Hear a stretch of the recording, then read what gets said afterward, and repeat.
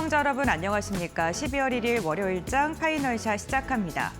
2025년의 마지막 달 첫 거래일이 시작이 됐습니다. 오늘 1일장은 코스피는 혼조세를 보이면서 방향성 탐색에 나섰고요. 코스닥은 상대적으로 강세 움직임이 나타나고 있는데요.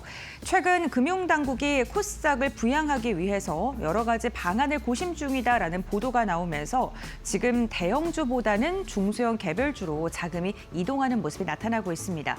이런 가운데 로봇주 2차 전지도 강하고요. 오늘 보안 관련된 섹터의 움직임도 눈에 띕니다. 바로 쿠팡의 해킹 사태 때문인데요. 오늘 마켓 에이컷을 통해서는 이와 관련된 이야기 나눠보고자 합니다. 네, 지금 개인정보가 유출됐다라는 소식이 전해졌습니다. 저도 관련된 문자를 받았는데요. 시청자님들도 혹시 받으셨을까요? 네, 개인정보가 이미 공공재가 된 게 아니냐 이러한 이야기까지 나올 정도로 이번에 쿠팡의 해킹 사태가 정말 많은 사람의 정보가 유출된 것으로 확인이 되고 있습니다. 지금 고개 숙여 사과를 하긴 했습니다만 그럼에도 불구하고 시장에는 쿠팡의 신뢰도가 많이 좀 사그라들었다라는 이야기가 나오고 있는데 관련된 사건 내용 한번 짚어보도록 하겠습니다. 사실상 전 고객의 정보가 유출된 것으로 현재 파악이 되고 있는데요. 유출이 시작된 시점은 올해 6월 24일이었고요. 내부에서 인지를 한 거는 지난달 18일이었습니다. 그리고 공식적으로 발표는 29일 날 진행이 됐는데요. 지금 언론에서 공개된 유출을 한 사람이 누구냐라는 것에 대해서는 중국 국적을 가진 전직 직원 A씨라고 하고요. 이분이 인증이나 권한 시스템에 대한 담당 업무를 했었는데 퇴사를 한 후에도 서명키를 폐기하지 않았고 이를 통해서 내부 정보망에 접근이 가능했다고 합니다. 퇴사자 권한을 원래는 회수를 해야 되는데 이를 이행하지 않았기 때문에 이렇게 크게 사태가 번졌다라고 시장에서는 보고 있고요. 기본 보안 절차를 위반한 것으로 보고 있습니다. 지금 국회에서도 이거는 개인의 일탈이 아니라 구조적으로 만약에 이거를 폐기하거나 회수를 했으면 일어나지 않았을 일인데 구조적 보완의 실패다라고 평가를 하고 있는 상황입니다. 피해 규모도 지금 어마어마합니다. 지금 유출 계정이요 3,370만 개로 추산이 되고 있는 상황이고요. 쿠팡의 월간 이용자가 3,200만 명인데 사실상 그냥 모든 정보가 유출됐다라고 봐도 좋을 것 같습니다. SK텔레콤의 해킹도 규모가 컸었는데 이보다 더 큰 규모로 이번에 발생이 된 거고요. 국내 역사상 최대급 개인정보 유출 가능성이 지금 제기가 되고 있는 상황이고요. 플랫폼 산업 전체 신뢰가 이번에 무너질 수 있을 것이다. 그런 리스크가 좀 더 확산되고 있다라는 우려 섞인 목소리까지 나오고 있습니다. 여기서 중요한 게 유출 시작이 6월 24일이었는데요. 회사에서 인지한 게 11월 달. 그러니까 5개월 동안 유출 사실을 인지하지 못했다는 그 공백 기간에 대해서도 시장에서는 굉장히 심각하게 받아들이고 있습니다. 다음 장을 통해서 이어서 이야기 나눠보겠습니다. 여기서 중요한 거는 처음에 피해 규모가 파악됐던 것보다 훨씬 더 많이 양이 증가했고 질도 이제는 해킹에 대한 그 데이터의 질 자체가 이번에는 좀 심각한 수준이다라는 평가를 받고 있는 게요. 20일 날 파악을 했을 때는 4,500개였습니다. 그런데 29일 날 파악된 공식적인 발표에서는 3,370만 개, 그러니까 9일 동안 7,500배가량의 양이 더 증가한 것으로 확인이 되고 있고요. 데이터의 질을 보게 되더라도 과거에 유출됐던 데이터들은 뭐 아이디나 비밀번호 그리고 가입 정보 정도였습니다. 사실 이것도 굉장히 심각한 수준인데 이번에 쿠팡이 유출된 데이터를 보게 되면 실명, 전화번호, 이메일 주소 그리고 이러한 쿠팡의 물품을 받기 위해서는 내가 기재한 정보보다 실제로 거주하고 있는 주소주가 적혀 있기 마련이죠. 그래서 정확하게 내가 실제로 거주하고 있는 주소까지도 해킹이 된 거고요. 그리고 내가 구매나 주문을 어떤 걸 위주로 했는지 그 이력까지도 확인이 가능하다고 합니다. 그러니까 개인의 생활 패턴 자체가 이번에는 해킹이 된 거기 때문에 지금 보이스피싱이라던가 범죄가 진행이 됐을 때 정밀 타겟이 될 가능성이 크다. 이 부분에서 좀 시장에서 주목을 하고 있는 건데요. 보시게 되면 택배나 배송 사칭 같은 경우에도 부재 중에 보관함에 대한 비밀번호, 특히나 집에 들어갈 때 공동현관 비밀번호가 다 공개가 된 거기 때문에 이에 대한 우려가 굉장히 지금 큰 상황이고요.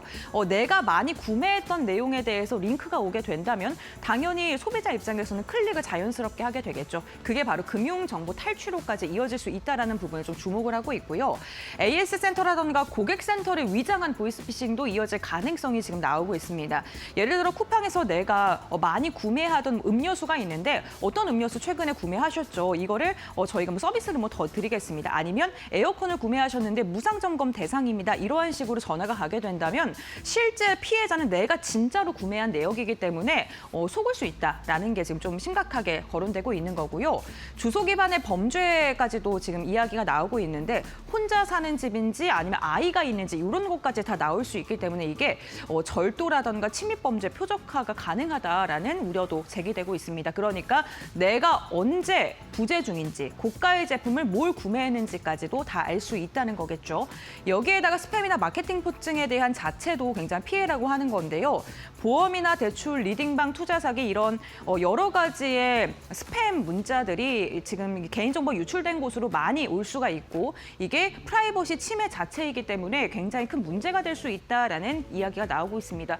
저도 최근에 리딩방이나 대출 사기 관련해서 문자가 정말 많이 오거든요. 이러한 게 여태까지 제가 많이 좀 유출됐던 계정 유출로 인한 사례다라고 지금 보실 수도 있을 것 같습니다. 시장의 눈도 그렇기 때문에 오늘 개장 직후에 보완주로 향할 수밖에 없었습니다. 쿠팡의 유출을 공식화한 다음에 오늘 개장하자마자 사이버 보안 관련된 섹터로 자금이 굉장히 급격하게 많이 쏠린 것으로 확인되고 있고요. 여기에 상장되어 있는 게 대부분 중소형, 코스닥 상장된 보완주들이 강세를 상대적으로 더 보였고요. 플랫폼이나 IT 대형주 대비 중소형 보완주에 지금 자금이 많이 쏠리고 있다. 특히나 개인들의 매수세가 이어지고 있다는 부분도 좀 주목을 하셔야 될 것 같습니다. 대표적으로 오늘 강력한 상승이 나왔던 종목들을 좀 정리했고요. 위쪽이 그래도 좀 대형주 쪽, 아래쪽이 중소형 개별주의 성향이 있는 기업들입니다. 그렇다면 시장이 왜 반응을 했을까요? 지금 사태 자체가 굉장히 크고 심각하다. 지금 집단으로 소송을 할 움직임도 보여지고 있고요. 피해와 관련된 카페가 지금 개설되기도 했다고 합니다. 그렇기 때문에 정부가 이러한 여론을 생각을 해서 조사나 규제를 훨씬 더 강화할 가능성이 크다라는 이야기가 나오고 있고요. 실제로 개인정보가 유출됐을 때 정부가 좀 강경하게 대처를 했던 이력이 있기 때문에 이번 역시나 이러한 부분으로 인해서 보완주들이 좀 주목을 받을 만하다라는 이야기입니다. 두 번째로는 플랫폼 전반에 선제적인 투자가 이제는 나와야 된다는 겁니다. 이번에 이러한 사태가 발생했기 때문에 앞으로 다시 재발하지 않기 위해서 보안 관련돼서 투자를 많이 할 가능성이 크다는 거고요. 세 번째로 이미 지금 해킹을 당한 기업들 또한 집단 소송에 대한 과징금보다는 보완 투자를 더 강력하게 해서 처벌의 수위가 낮아지는 게 훨씬 더 유리할 수 있기 때문에 해킹을 당한 당사자들 역시나 보완에 대한 투자를 더 강화할 것이다. 그렇기 때문에 보완주들이 실질적인 수혜를 받을 수 있다라는 해석까지 더해지면서 오늘 보완 관련된 기업들이 주목을 받고 있는 듯합니다. 그렇다면 통신주에 앞서 해킹 사태와 좀 비교한다면 어떻게 우리가 대응을 해봐야 될까요? 통신주들이 해킹을 당했을 때 사건 당일에 역시나 오늘처럼 보완주들이 강력한 시세를 분출했습니다. 보안이라는 키워드를 달고 있는 그러한 중소형주들이 상한가를 터치하는 모습까지도 나타났었고요. 특히나 개인 투자 중심의 이벤트성 순매수, 테마성 움직임이 굉장히 강하게 확인이 됐었고요. 그리고 2, 3거래일 후에 일부 종목을 중심으로는 차익 매도 물량이 강력하게 나왔습니다. 그러니까 실적이 실제로 없는 보완주들 고점 대비 한 40%까지도 조정이 나왔던 것으로 확인되고 있고요. 대형주는 상대적으로 선방이 되면서 중소형 개별주와 대형주들의 실적에 연동돼서 좀 양극화가 크게 나타났다는 점도 참고해 보시면 좋을 듯합니다. 세 번째로는 정부가 제재 그리고 과징금을 확정한 다음인데요. 과징금과 재벌 방지 의무 그리고 보완 투자와 관련돼서 더 열심히 해라 이러한 권고가 나오자마자 실제로 그들 기업과 보완과 관련된 계약을 체결했거나 유사한 사례의 사업을 하고 있는 기업을 중심으로는 주가가 추가적으로 재만등한 모습이 나타났고요. 그런 것에 엮이지 않는 테마성 움직임을 갖고 있는 기업들은 상대적으로 약세를 지속하는 움직임이 나타났었습니다. 이러한 패턴을 보게 됐을 때 이번 사태 역시나 단기적인 전략과 중장기적인 전략을 좀 나눠서 가져가야 될 것 같습니다. 오늘 같은 경우에는 이슈가 나온 뒤 첫 거래일이기 때문에 개별적인 중소형 보완주들의 움직임이 굉장히 강력했습니다. 하지만 추격 매수를 자제해야 되는 게 사건 직후 2, 3일 안에 변동성이 굉장히 크게 나타나기 때문이고요. 중기적인 전략을 보게 됐을 때 실제로 보안으로 관련된 수주 공시가 있는지, 그리고 정부가 직접적으로 보안 예산을 내년 예산안에 확대해서 반영을 하는지도 보셔야 될 것 같고요. 플랫폼 기업들이 보안 투자를 할 것이라는 발표가 있을 것인지, 그렇다면 어떠한 기업과 협력한 사례가 있는지를 꼼꼼하게 확인하시면서 실체가 있는 보안주들에 대한 투자를 선택하셔야 될 것 같습니다. 어쨌든 간 우리나라가 데이터에 관련된 중요성이 점점 더 커질수록 보안도 역시나 시장이 확대될 수밖에 없는 상황이고요. 그렇다면 기술력이 있는 기업들, 실체가 있는 기업들로 선택을 해보시는 건 어떨까 싶습니다. 네, 이렇게 마켓 A컨 마무리하도록 하고요. 그렇다면 이 시간 우리 시장은 어떠한 움직임 보여주고 있는지 알아보도록 하겠습니다. 김주영 아나운서가 전해드립니다. 네, 시장 2시 10분 구간 지나가고 있습니다. 시장 흐름 같이 한번 체크해 보시죠. 12월의 첫 거래일입니다. 오늘 코스닥의 상승 탄력이 굉장히 강한 모습인데요. 지난주 금요일장에서도 코스닥이 상승 랠리를 이어갔었는데 오늘장에서도 그 흐름이 이어지고 있습니다. 2차 전지주들 또 로봇주들이 강한 흐름을 가져가면서 코스닥의 상방을 향하고 있는 모습도 확인되고 있는데요. 현재 구간 국내 증시 혼조세를 이어가고 있습니다. 일중 흐름 통해서 좀 더 자세하게 체크해 보시죠. 코스피 먼저 확인해 보시면은요. 오늘 코스피 상승으로 출발하기는 했지만 빠르게 약세로 전환을 했고요. 다만 이 낙폭을 좀 축소해 나가면서 현재 구간에서는 보합권 등락을 좀 반복하고 있는 상황입니다. 현재 코스피의 경우에는 3,913포인트 선 지나가고 있다는 점 체크해 보시면 좋을 것 같고요. 오늘 코스피 안에서 삼성전자와 그래도 SK하이닉스가 빨간불을 켜내주면서 코스피 지수 하단을 지지해주고 있다는 점도 참고해 보시기 바랍니다. 이어서 코스닥도 열어보겠습니다. 네, 오늘 코스닥은 연중 고점을 경신해냈습니다. 일중 고점이 933포인트였고요. 지금 이 상승폭을 다소 축소해 나가기는 했는데 그래도 1%가량 상승을 하면서 921포인트 선 지나가고 있다는 점도 확인되고 있습니다. 수급적인 부분도 확인해 보시죠. 오늘 선물 시장에서는 외국인들이 순매수 포지션을 취하고 있고요. 현물 시장 체크를 해보시면요. 외국인들 매수로 포지션 확인되고 있습니다. 장 초반 순매수에서 매도로 전환을 했었는데 이 매도폭이 축소가 되면서 현재 구간 매수로 좀 방향성을 잡았고요. 기관의 경우에는 오늘 팔자세를 이어가면서 1,500억 원 이상 매도 포지션을 이어가고 있습니다. 개인 역시도 순매수 포지션 확인되고 있다는 점 체크해 보시죠. 이어서 코스닥도 열어보도록 하겠습니다. 네, 오늘 코스닥 시장에서는 반대로 기관만이 순매수에 나서고 있습니다. 3,300억 원가량 순매수 이어가면서 오늘 코스닥의 지수를 좀 견인해주고 있다는 점 체크가 되고 있고요. 반면에 개인과 외국인은 오늘 팔자세를 이어가고 있다는 점도 확인되고 있습니다. 이어서 오늘 시장에서 어떤 키워드들 많이 검색하고 있는지 체크해 보겠습니다. 첫 번째 키워드는 보안 확인됩니다. 쿠팡에서 개인정보 유출 사고가 발생을 했죠. 이에 따라 보안주들 오늘 탄력적인 움직임을 가져가고 있는데요. 이 피해 규모가 3,400만 건에 이른다라고 발표가 났습니다. 특히나 시장에서 주목을 하고 있던 부분은 20일에 인지가 됐던 부분과 상당 부분 차이가 나기 때문에 이 부분 역시나 우려감으로 크게 작용을 하고 있는 모습이고요. 오늘 보안주들 흐름 강하게 이어지고 있는데 현재 구간 흐름도 체크해 보겠습니다. 사이버원의 경우에는 13.9%대 급등 이어가고 있고요. 지니언스도 13.8%대 강세 확인되고 있습니다. 한싹 5%가량, 센즈랩은 3.9%, 모니터랩 3.2%대 강세 확인되고 있는데요. 다만 좀 윗꼬리가 달리고 음봉으로 전환했다는 점은 체크해 보시는 게 좋을 것 같습니다. 이어서 다음 키워드도 열어보시죠. 네, 다음 키워드는 2차 전지 확인됩니다.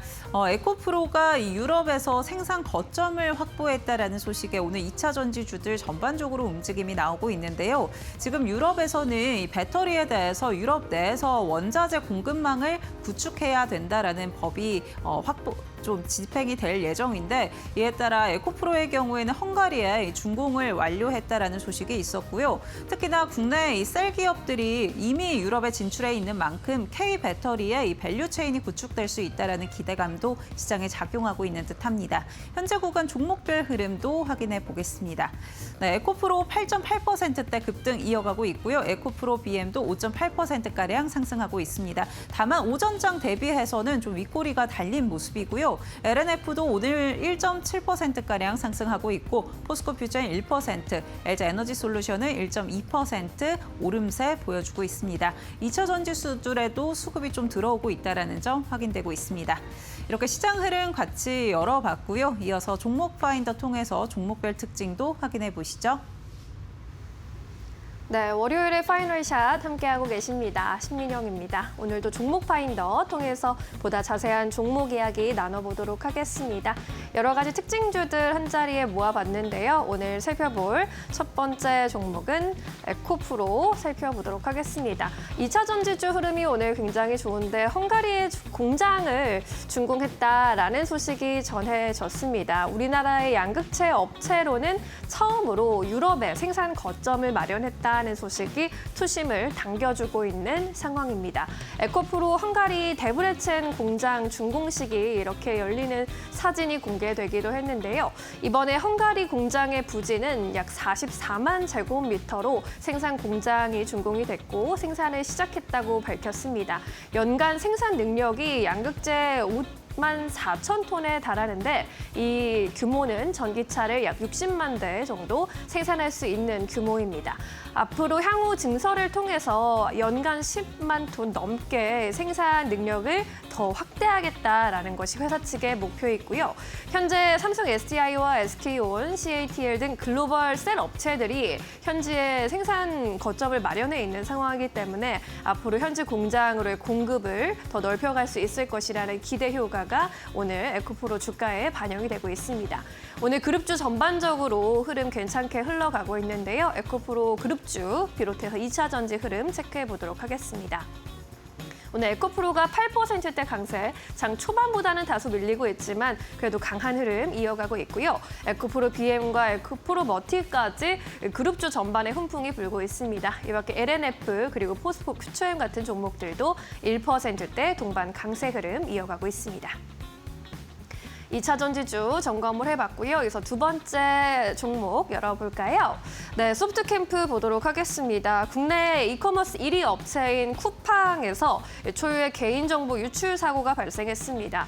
현재 쿠팡에서 현재까지 고객 정보 약 3,370만 건이 유출됐다고 하는데 지난 주말 사이에 쿠팡 관련해서 긴급 장관 회의가 열린 가운데 사진에서 보시는 것처럼 박대준 쿠팡 대표의 공개 사과 모습이 공개되기도 했습니다. 소비자들의 불만은 계속해서 커져갈 수밖에 없는 상황이고 사이버 보안에 대한 관심이 또 커지면서 시장에서 관련 기업들이 주목을 받는 분위기입니다.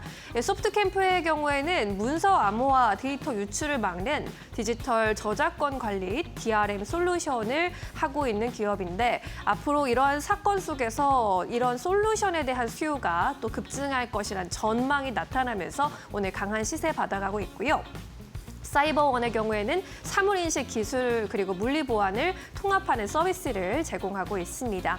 지니언스도 클라우드와 원격 등의 다양한 네트워크 환경을 보호하기 위한 제로 트러스트 보안 솔루션을 제공하고 있는 상황이고요. ICTK도 보안 시스템 반도체 설계 전문 업체로 관련 반도체 기업들도 훈풍을 받아가고 있습니다.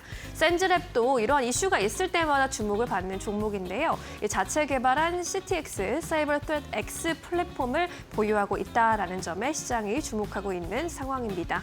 오늘 보안주들 이런 사태 속에서 일찍 급등세를 연출했는데요. 현재 구간 시세 살펴보도록 하겠습니다. 소프트캠프는 오늘 장 초반에 상한가로 직행한 이후로 상한가 풀리지 않고 있는 모습. 사이버원도 13%대 급등세인데 윗꼬리는 좀 많이 달았습니다. 4,580원 선 지나가고 있습니다. 지니언스의 경우에도 13%대 급등세 연출해주고 있고요. 21,850원 선에 거래되는 모습. ICT와 센즈랩이 3에서 5%대 강세로 움직이고 있는 상황입니다. 네, 이렇게 보안주 흐름도 함께 점검을 해보셨고요. 세 번째 이슈가 있는 특징주 열어보겠습니다. 네, 서부 T&D 호텔 사업을 하고 있는 회사이죠. 오늘 한국과 중국 관계에 대한 개선 기대감 그리고 일본과 중국의 갈등이 나날이 더 심화하면서 사실상 한일령이 아니라 반일령이 발동됐다라는 이야기까지 나왔다라는 점 또 관련 시세에 영향을 주고 있는 상황입니다. 이 중국과 일본의 갈등이 나날이 심화되고 있는데 항공, 공연 그리고 콘텐츠까지 줄줄이 셧다운되는 그런 분위기입니다. 지난달에 앞서 중국 정부가 일본 여행 가지 말아라, 또 유학도 가지 말아라라는 그런 유학 자제령까지 내렸는데 중국의 항공사에서도 12월에 일본행 정기편 904편을 운항 중단했습니다.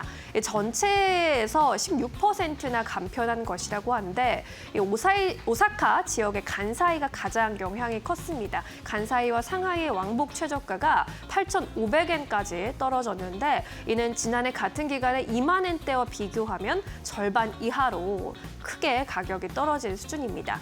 여기에 더해서 공연 그리고 콘텐츠 분야까지 이런 여파가 이어지고 있는 상황인 거죠. 일본의 가수 하마사키 아유미의 상하이 공연이 예정되어 있던 상황이었는데 공연 하루 전에 취소가 되는 그런 상황도 벌어졌고요. 또 항저우 베이징의 세일러문 뮤지컬도 예고 없이 중단됐다라는 소식까지 전해진 상황입니다. 그리고 지난 주말 사이에 이제 일본의 여가수가 상하이에서 한 페스티벌에서 공연을 하다가 이렇게 갑자기 퇴장당하는 사건이 벌어지기도 했는데 노래를 하고 있다 갑자기 이렇게 조명이 꺼지면서 스태프들이 와서 퇴장을 조치를 취하면서 이렇게 당황한 모습으로 무대에서 끌려 나가는 장면이 SNS에서 이렇게 실시간으로 퍼지기도 했습니다. 이 공연 도중에 가수를 끌어내렸다라는 점이 굉장히 모욕적인 조치였다라는 비판이 일본 내에서는 나오고 있는 상황이고 이렇게 항공이 감편되고 있고 공연 취소까지 잇따르고 있는 만큼 이번 조치의 파장이 단기간이 아닌 장기간으로 이어질 것이라는 그런 전망이 제기되고 있습니다. 이에 따라 오늘 반사수혜 받을 수 있는 호텔, 카지노 관련주들이 다시 한번 또 튀어오르는 모습입니다. 파라다이스가 5%대, GSPNL 뉴스 4%대 오름 세고요. 서부 T&D도 3%대 강세에 나타나고 있습니다. GKL과 롯데관광개발까지 2에서 3%대 오름세 확인되고 있습니다. 이렇게 오늘 이슈가 있는 종목들 만나보셨고요. 이어서 놓치지 말아야 할 종목들 전문가와 함께 또 점검해 보도록 하겠습니다. 레몬리서치 김민수 대표와 함께합니다. 어서 오십시오. 네, 오늘도 대표님이 꼽아주신 첫 번째 특징주 만나보겠습니다. 네, 에코프로 살펴보도록 하겠습니다. 현재도 8에서 10% 가까이 올라주고 있고 양극재 공장의 헝가리 준공 소식 들려오면서 오늘 강한 시세 확인이 되고 있습니다. 에코프로 그룹주 전반이 좋은데 흐름 어떻게 보십니까?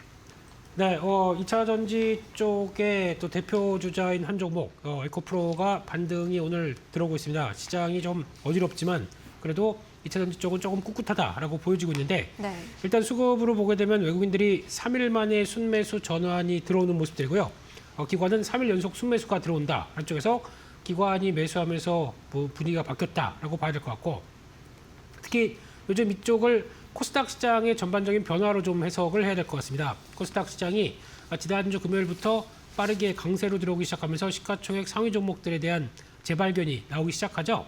그중에서 일단 알테오제는 시총 1위고 코스닥 내에서요. 예, 그리고 또 코스피로 들어간다라고 하게 되면 그 빈자리가 그다음엔 당연히 2차 전지 쪽 에코프로 BM, 에코프로가 차지하고 있다 보니까 그 종목들이 오히려 시가총액 상위로 들어갔었을 때 나올 수 있는 변화. 그러면 그동안은 로봇이나 아니면 바이오가 시장을 주도했었는데 오늘 같은 경우 이제 차익 매물이 조금씩 나오기 시작하다 보니까 우리 그 빈자리를 이제 2차 전지가 다시 차지하겠다라는 관점적으로 해석해도 무난하지 않을까라고 바라보고 있는데 네. 그런 쪽의 흐름들로 보게 되면 아마 시가총액 상위 종목들이 계속 순환매로 들어간다라는 관점 쪽에서 그를 이용하는 관점 쪽에서 눈여겨보셔야 되지 않나 생각이 되고 있고요. 그런 쪽에서 에코프로는 다 아시는 것처럼 에코프로 자회사들이 쭉 연결돼서 실적을 가져가는 모습들인데 2차 전지 관련된 밸류체인들을 다 갖고 있죠. 에코프로 BM이라고 하는 양극재, 또 에코프로 이노베이션 전구체, 그리고 또 에코프로 HN 환경설비 이런 쪽들에서 성과를 내고 있는 대표적인 종목들인데 이런 흐름들이 그래도 만약에 업황이 좋아진다라고 하게 되면 다 같이 뭉쳐서 오히려 시너지를 강하게 내겠지만 업황이 별로 안 좋다 그러면 오히려 그만큼 더 안 좋은 모습들을 가져가는 게 어떤 지주사의 가장 큰 특성이 아닌가 생각이 되고 있는데 네. 최근 들어서 반등의 빌미를 마련했던 대표적인 흐름들이 아무래도 리튬 가격의 반등이 아닌가 생각됩니다. 지금 일단 리튬 가격대에 대한 전망들이 한 올해까지 중반대까지는 되게 힘들었었다가 하반기 들면서 변화가 들어온 모습들이 이제 세계 중국 회사죠. 세계 글로벌 리튬 1위인 감펑 리튬이라는 회사 쪽에서 CEO가 일단 바닥은 찍었고 다시 탄산 리튬 가격들이 상승세로 갈 것이며 내년에는 거의 톤당 20만 위안까지도 올라갈 수 있겠다라는 쪽에서 지금보다 2배 이상 넘는 가격들을 제시를 했었죠. 그러다 보니까 어떤 변화가 나왔느냐라고 봤을 때 공급이 위축됐다라는 얘기들. 특히 지난번 CATL이 갖고 있는 광산을 계속 또 어떤 열지 못하고 계속 또 닫혀 있다가 이게 이제 막 열기 시작하면서 어제 들어가는 변화는 아직 이제 업황이 좋아질 것이다라고 하다 보니까 들어가는데 그 사이에 좀 묶여 있던 어떤 재고들이 일단 다 소진됐다고 봐야 될 것 같고요. 그런 쪽에서 추가적으로 칠레라든가 호주 쪽에서의 광산들이 이제 다시 어떤 여러 가지 환경 이슈나 정치적 이슈 때문에 어떤 예전만큼의 프로젝트가 진행이 못 된다는 쪽에서 공급이 위축된다는 관점들이 상당히 크고요. 그와 함께 수요 쪽에서는 그래도 가장 많이 얘기했던 게 ESS라고 얘기를 합니다. 특히 네. 중국 내에서도 ESS가 좀 더 많이 커질 걸로 보여지고 있고 이에 따른 수요 견인이 글로벌 전반적으로 어떤 리튬 가격들, 특히 리튬이온 배터리의 중심이 되는 리튬 가격들을 이끌 것이다라고 하는 전망들을 내놓다 보니까 그에 따라서 주가도 그리고 관련주들도 이제 쓱 반응을 일으키는 변화라고 봐야 될 것 같고 이를 대표하는 게 미국에서는 엘버마일이라는 주가죠. 그래서 그런 모습들이 다 같이 혼합돼서 나온다라고 하게 되면 그를 바라보고 있는 2차전지 종합 백화점 쪽의 느낌인 에코프로가 이제 슬슬 반영이 들어오고 있다라고 봐야 될 것 같고요. 그런 쪽에서 일단 전기차에 대한 기대감은 그렇게 높지 않습니다. 하지만 최근 들어서 테슬라의 로보택시가 상용화될 가능성들, 특히 FSD죠.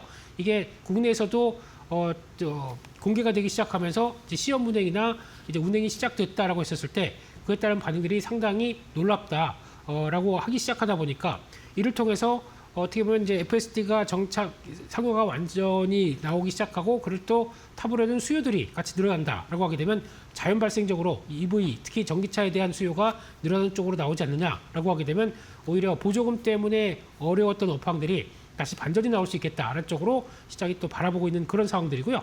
그런 쪽에서 일단 아무래도 실적이 부진했던 모습들 쪽에서 올해는 특히 이제 ESS 쪽에 올해부터 내년까지 계속 확장되고 있는 AI 데이터 센터에 들어가는 쪽들 UPS라고 그러죠. 비상발전 쪽에 들어가는 어떤 2차 전지 쪽들에 대한 ESS 쪽은 수요가 확대될 수가 있겠다라는 쪽으로 바라보는 모습들이고요. 네. 게다가 또 인도네시아 니켈 재련소 같은 쪽에서 투자 효과가 드디어 이제 확인되기 시작하다 보니까 분기 실적이 이번에 빠르고 강하게 유입됐다라는 쪽들로 봤을 때는 이제 실적에 대한 기대감도 슬슬 작용을 한다라는 쪽으로 바라보는데 제일 중요한 거는 매출의 확대가 제일 중요할 것 같습니다. 지금 매출이 과거에 보여주던 것보다 빠르게 위축됐고 그렇게 되면 당연히 뭐 이익이 발생하기가 어렵다고 봐야겠죠. 그래서 이 부분은 다시 매출이 확대되는 기조로 나오기 시작하면서 어떤 수익성의 흐름들을 찾아갈 수 있는지 이게 가장 큰 관건이기 때문에 그에 따른 흐름들을 좀 앞으로 중기적으로 좀 체크를 해야 될 것 같고요. 코스닥 시장의 변화와 함께 그래도 빠르게 뭐 추세적으로 강한 모습들보다는 올랐다 다시 이제 차익 매물 소화하고 다음으로 가는 국면들을 계속 또 보여줄 가능성이 있기 때문에 계속 또 관심 있게 봐야 될 하나의 섹터가 아닌가 그렇게 바라보고 있습니다. 네, 에코프로. 이번에 이슈에 대한 이야기 그리고 앞으로 전략도 함께 세워봤으니까요. 잘 참고해 보시기 바라겠습니다. 첫 번째 특징주 정리해 보겠고요. 이어서 두 번째 특징주 열어볼까요? 네, 우리금융지주. 오늘도 우리금융지주의 경우에도 시장 대비 선방하고 있습니다. 3%대 오름세고 정책권의 배당소득의 분리과세 합의 이 소식이 나오면서 대표적인 고배당주인 은행주 주목받고 있습니다. 실질적인 수익률이 상승할 것이란 전망 받아가고 있는데 우리금융지주 오늘 시세 흐름 어떻게 보십니까? 네, 일단 우리금융지주도 수급적으로 보게 되면 이틀 만에 외국인들이 매수세로 전환되는 모습들이고 네. 기관은 금융주에 대해서 베팅을 계속하고 있습니다. 한 11월 중반부터 기관들은 우리금융지주를 필두로 해서 대부분의 은행주나 고배당을 보여줄 만한 금융주 쪽에서 매수가 계속 이어지고 있는데 이를 이제 계속 연속적으로 나가면서 배당까지 받아갈지 아니면 주가가 반등을 하게 되면 오히려 또 차익 매물로 나올지는 조금 더 지켜봐야 될 것 같고요. 가장 먼저는 국내 어떤 금리와 관련된 쪽의 변화로 볼 수 있을 것 같습니다. 이번에 한국은행의 금통위 결정에서 한국은행은 일단 기준금리 인하에 대한 흐름을 거의 비공식적으로 인정을 하는 쪽으로. 그래서 내년도 많아봐야 1회 정도 인하하게 되면 거의 다 됐다라는 쪽에서 금리 인하가 중단된다라고 하게 되면 이제 금리가 떨어지기 시작하면서 그동안에 바라봤던 예대 마진이 계속 또 축소되는 과정 쪽에서 이제 더 이상 금리가 인하가 없다라고 하게 되면 예대 마진은 다시 일정 부분 또 유지 또는 확대가 될 가능성이 높다라는 쪽에서 바라보고 있는데, 특히 정부가 가계대출이라든가 부동산 규제를 위해서 대출 금리를 약간 또 상향하는 기조가 좀 나오기 시작하죠. 그러다 보니까 그에 따라서 예대 마진은 더 좋아지겠다라는 관점들이 상당히 높아지는데, 하지만 그럼에도 불구하고 실적이 아주 잘 나온다. 그러면 또 정부의 입김이 작용하죠. 금리로 먹고 사는 또 금융기관에 대해서 어떤 뭐 상생기금을 또 조성하라 한쪽에 대한 압박도 나올 수 있기 때문에, 물론 이런 실적 흐름들이 좋은 건 좋겠지만 그걸 통해서 이제 주주 가치 제고를 위해서 더 많이 써야 된다는 부담감도 나올 수밖에 없는데, 그러니까 그쪽으로 더 드라이브를 걸 수밖에 없다라는 쪽들도 체크를 해야 될 것 같고요. 그런 쪽에서 완연하게 내수주기 때문에 원화가 강세로 가야 어느 정도 좀 수혜를 받는 측면들이 높죠. 그런 쪽에서 아직까지는 원화가 약세에서 크게 벗어나지 못했다는 쪽에서는 여전히 눈길이 간다라고 봐서 환율의 흐름들도 계속 또 체크를 할 필요가 있다고 봐야 될 것 같고요. 또 하나 이제 대출 부실 여부도 체크를 해야 되겠죠. 지금 그동안에 계속 이어왔었던 코로나19 때부터 이어왔던 가계 부실이 생각보다 그렇게 썩 좋지 못했던 모습들 쪽에서 PF 대출과 관련된 쪽에 대한 어떤 부담들도 아직 남아있는 상황 쪽에서 그만큼 대손 충당을 많이 쌓는데 그만큼 생각보다 부진하게 나오지 않는다라고 하게 되면 이 부분이 또 대손 충당금 환입이 될 수가 있기 때문에, 그렇게 되면은 실적에서는 또 긍정적인 모습들이 나올 수가 있겠죠. 그런 부분들과 또 이제 정부의 또 정책들, 특히 이제 고신용자들한테는 금리를 더 높게 하고 저신용자한테는 낮추는 정책들, 이게 어떤 변화가 나올지는 모르겠지만 그래도 어떻게 보면은 안정화된 금리를 적용하면서 어떤 대출 쪽에서의 마진은 그렇게 크게 훼손되지 않는다는 쪽에서는 뭐 나쁘진 않다고 봐야 될 것 같고요. 그래서 또 부동산 규제에 관련된 쪽들에 대해서 계속 이어지게 되면 대출의 확대가 나오지 못하다 보니까 QE 확대는 제한된다는 쪽들도 부담이라고 봐야 되겠죠. 그래서 가장 중요한 거는 일단 이번에 고배당주에 대한 시각들 3차 상법 개정이 통과가 되다 보니까 그에 따라서 어떤 4.5% 가까이 되는 이제 배당들이 부과가 될 텐데, 아마 마찬가지로 계속 매년 10%씩 배당을 늘려야 되는 그런 관점 쪽에서 변화가 들어온다라고 했을 때 가장 좋은 모델로 볼 수 있다라고 하게 되면 정부의 압박이 좀 커질 수 있겠죠. 그런 쪽에서 추가적인 주주가치 제고가 계속 이어진다라고 하게 되면 그에 따른 기대감이 높아질 수 있겠다라는 쪽에서 선행 PR이 지금 뭐 6배도 안 되는 쪽이고요.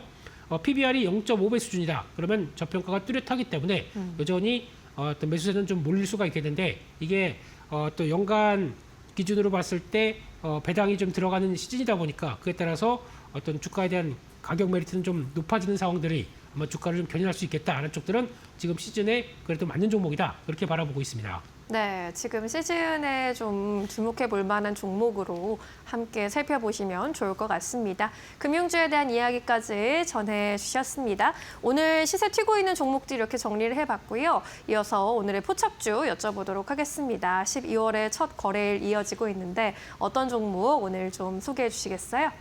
네, 로봇 관련된 쪽의 종목들이 상당히 강한데 대형주 쪽에서는 이 종목이 그래도 로봇 관련 쪽에 가장 접근한 종목이 아니냐, 그런 쪽에서 현대오토웨버를 봐야 될 것 같고요. 네.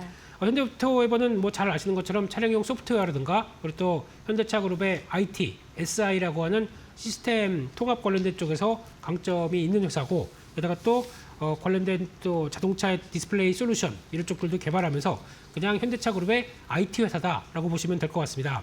그런 쪽에서 이 회사가 갖고 있는 로봇 모멘텀이 뭐냐라고 봤을 때, 일단 공장 관련된 쪽에 작업을 하면서 로봇이 그냥 자연스럽게 AI가 탑재가 돼서 알아서 뭘 할 수 있는 단계가 아직은 아니기 때문에 관련된 딥러닝과 관련된 학습이라든가 그리고 또 관제, 그러니까 제어 시스템이 필요하죠. 로봇들이 아무리 학습이 됐다고 하더라도 제어되지 않은 행동을 하게 됐을 때 나올 수 있는 변화를 확인하기 위해선 관제 시스템이 중요하죠. 그런 것들을 다 같이 연계하는 모습들이고, 게다가 또 스마트 팩토리 관련된 쪽과 로봇 쪽을 같이 연계한다라는 쪽들을 봤을 때는 시스템 관련된 쪽에 대한 강점을 갖고 있다라는 쪽들이 가장 내세울 수 있는 강점이라고, 로봇 시대의 강점이라고 봐야 될 것 같습니다. 네. 그런 쪽에서 또 추가적으로 보스턴 다이내믹스 현대차 그룹의 자회사죠. 이런 쪽에서 휴머노이드라든가 사족 보행 로봇 쪽에서 로봇 제품을 판매하게 되면은 판매에 따른 이제 유통 그리고 AS 그리고 또 유지 보수까지를 다 하는 사업들을 같이 하고 있다라고 하게 되면 이쪽이 커지면 커질수록 현대오토웨버가 할 일이 더 많다라고 봐야 될 것 같고요. 게다가 또 현대차 그룹에서는 2029년까지 3만 대 이상 로봇을 도입해서 직접 작업장에 투입하겠다라고 하게 되면 그만큼 현대오토웨버가 할 수 있는 일도 더 많아진다라는 쪽으로 봐야 될 것 같고요. 게다가 이번에 현대차 그룹이 엔비디아로부터 우리나라는 총 26만 장, 현대차는 5만 장 정도 GPU를 받았다라고 했을 때 받아서 이제 이를 또 활용하는 측면들이 나온다라고 하게 되면 AI 데이터 센터를 구축해서 그에 따른 AI 학습과 또 그에 따른 결과물을 그대로 또 뭐 자율주행이나 아니면 피지컬 AI라고 하는 이런 로봇 쪽에 집중된다라고 하게 되면 그를 담당할 쪽들은 현대오토웨버다라는 쪽으로 봤을 때 앞으로의 AI 관련된 쪽의 성과도 기대감이 높겠다라는 쪽으로 봐야겠죠. 그런 쪽에서 아마 현대차 그룹 쪽에서 봤을 때는 주가가 생각보다 고평가 아니면 좀 밸류가 높다라고 볼 수 있는 상황들입니다. 그럼에도 불구하고 성장에 대한 밸류를 준다라고 하게 되면 지금같이 어떤 모멘텀만 불러일으키게 되면 빠르게 올라올 수 있겠다는 쪽인데 단기적으로는 지금 직전 고점과 함께 저항이라고 보여지는 부분들도 있다고 보여지고 있는데요. 그래도 단기 매물 소화하고 다음 레벨업 그리고 또 로봇 쪽에 대한 모멘텀들이 강화되기 시작한다라고 하게 되면 일단 지난 고점대 부분을 넘어서 한 25만 원대 정도까지는 목표가로 설정을 할 수 있겠다라고 바라보고 있고요. 손절가는 지난번 박스권 하단부가 이탈되는 17만 5천 원대 정도를 손절가로 바라보면서 한 전략적으로 포인트를 맞춰드리겠습니다. 네, 현대오토웨버 오늘의 또 공략주로 선정을 해주셨습니다. 앞으로의 로봇 모멘텀 바라볼 수 있겠다라는 기대감이었고요. 목표가 25만 원으로 제시해 주셨습니다. 오늘 여기까지 이야기 들을게요. 자세한 설명 고맙습니다.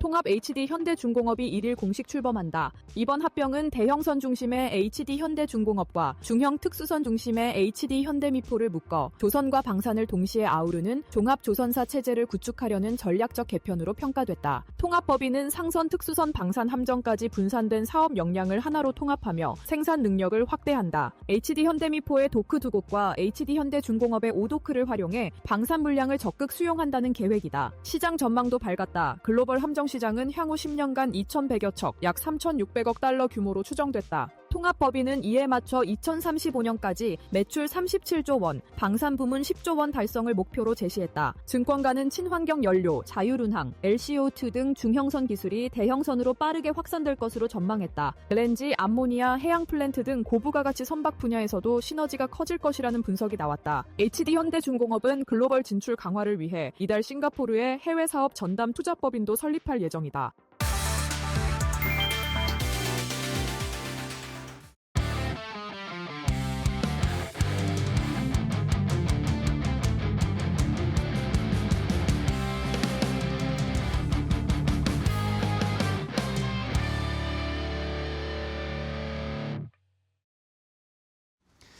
자, 코스피 5천 시대를 준비하는 홈런 쏘아 올릴 수 있을 만한 4번 타자 업종과 종목들을 소개해드립니다.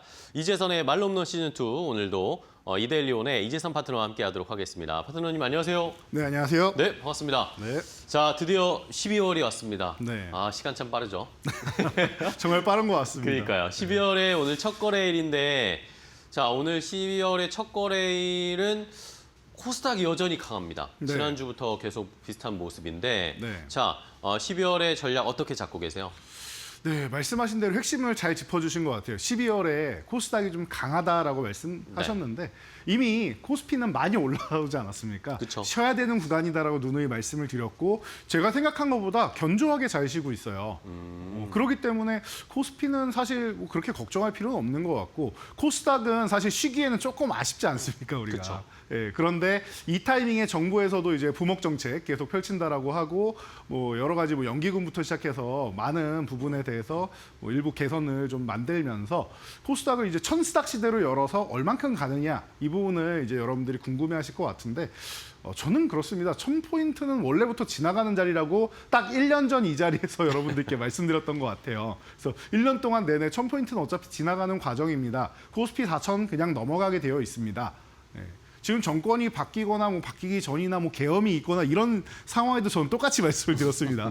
코스닥은 어차피 넘어가게 되어 있습니다. 그리고 넘어가는 게 중요한 게 아니라고 말씀드렸어요. 코스닥은 1000포인트를 넘어가면은 그때부터 빠르게 움직일 가능성이 높다라고 저는 누누이 말씀드렸기 때문에 1000포인트까지 넘어가는 것 자체가 조금 이제 고난이 되는 것이지. 그래서 사실 내년이 기대된다라고 말씀을 드리는 게 코스닥 시총 상위 여러분들 분포를 보시면은 바이오 쪽이 굉장히 많죠.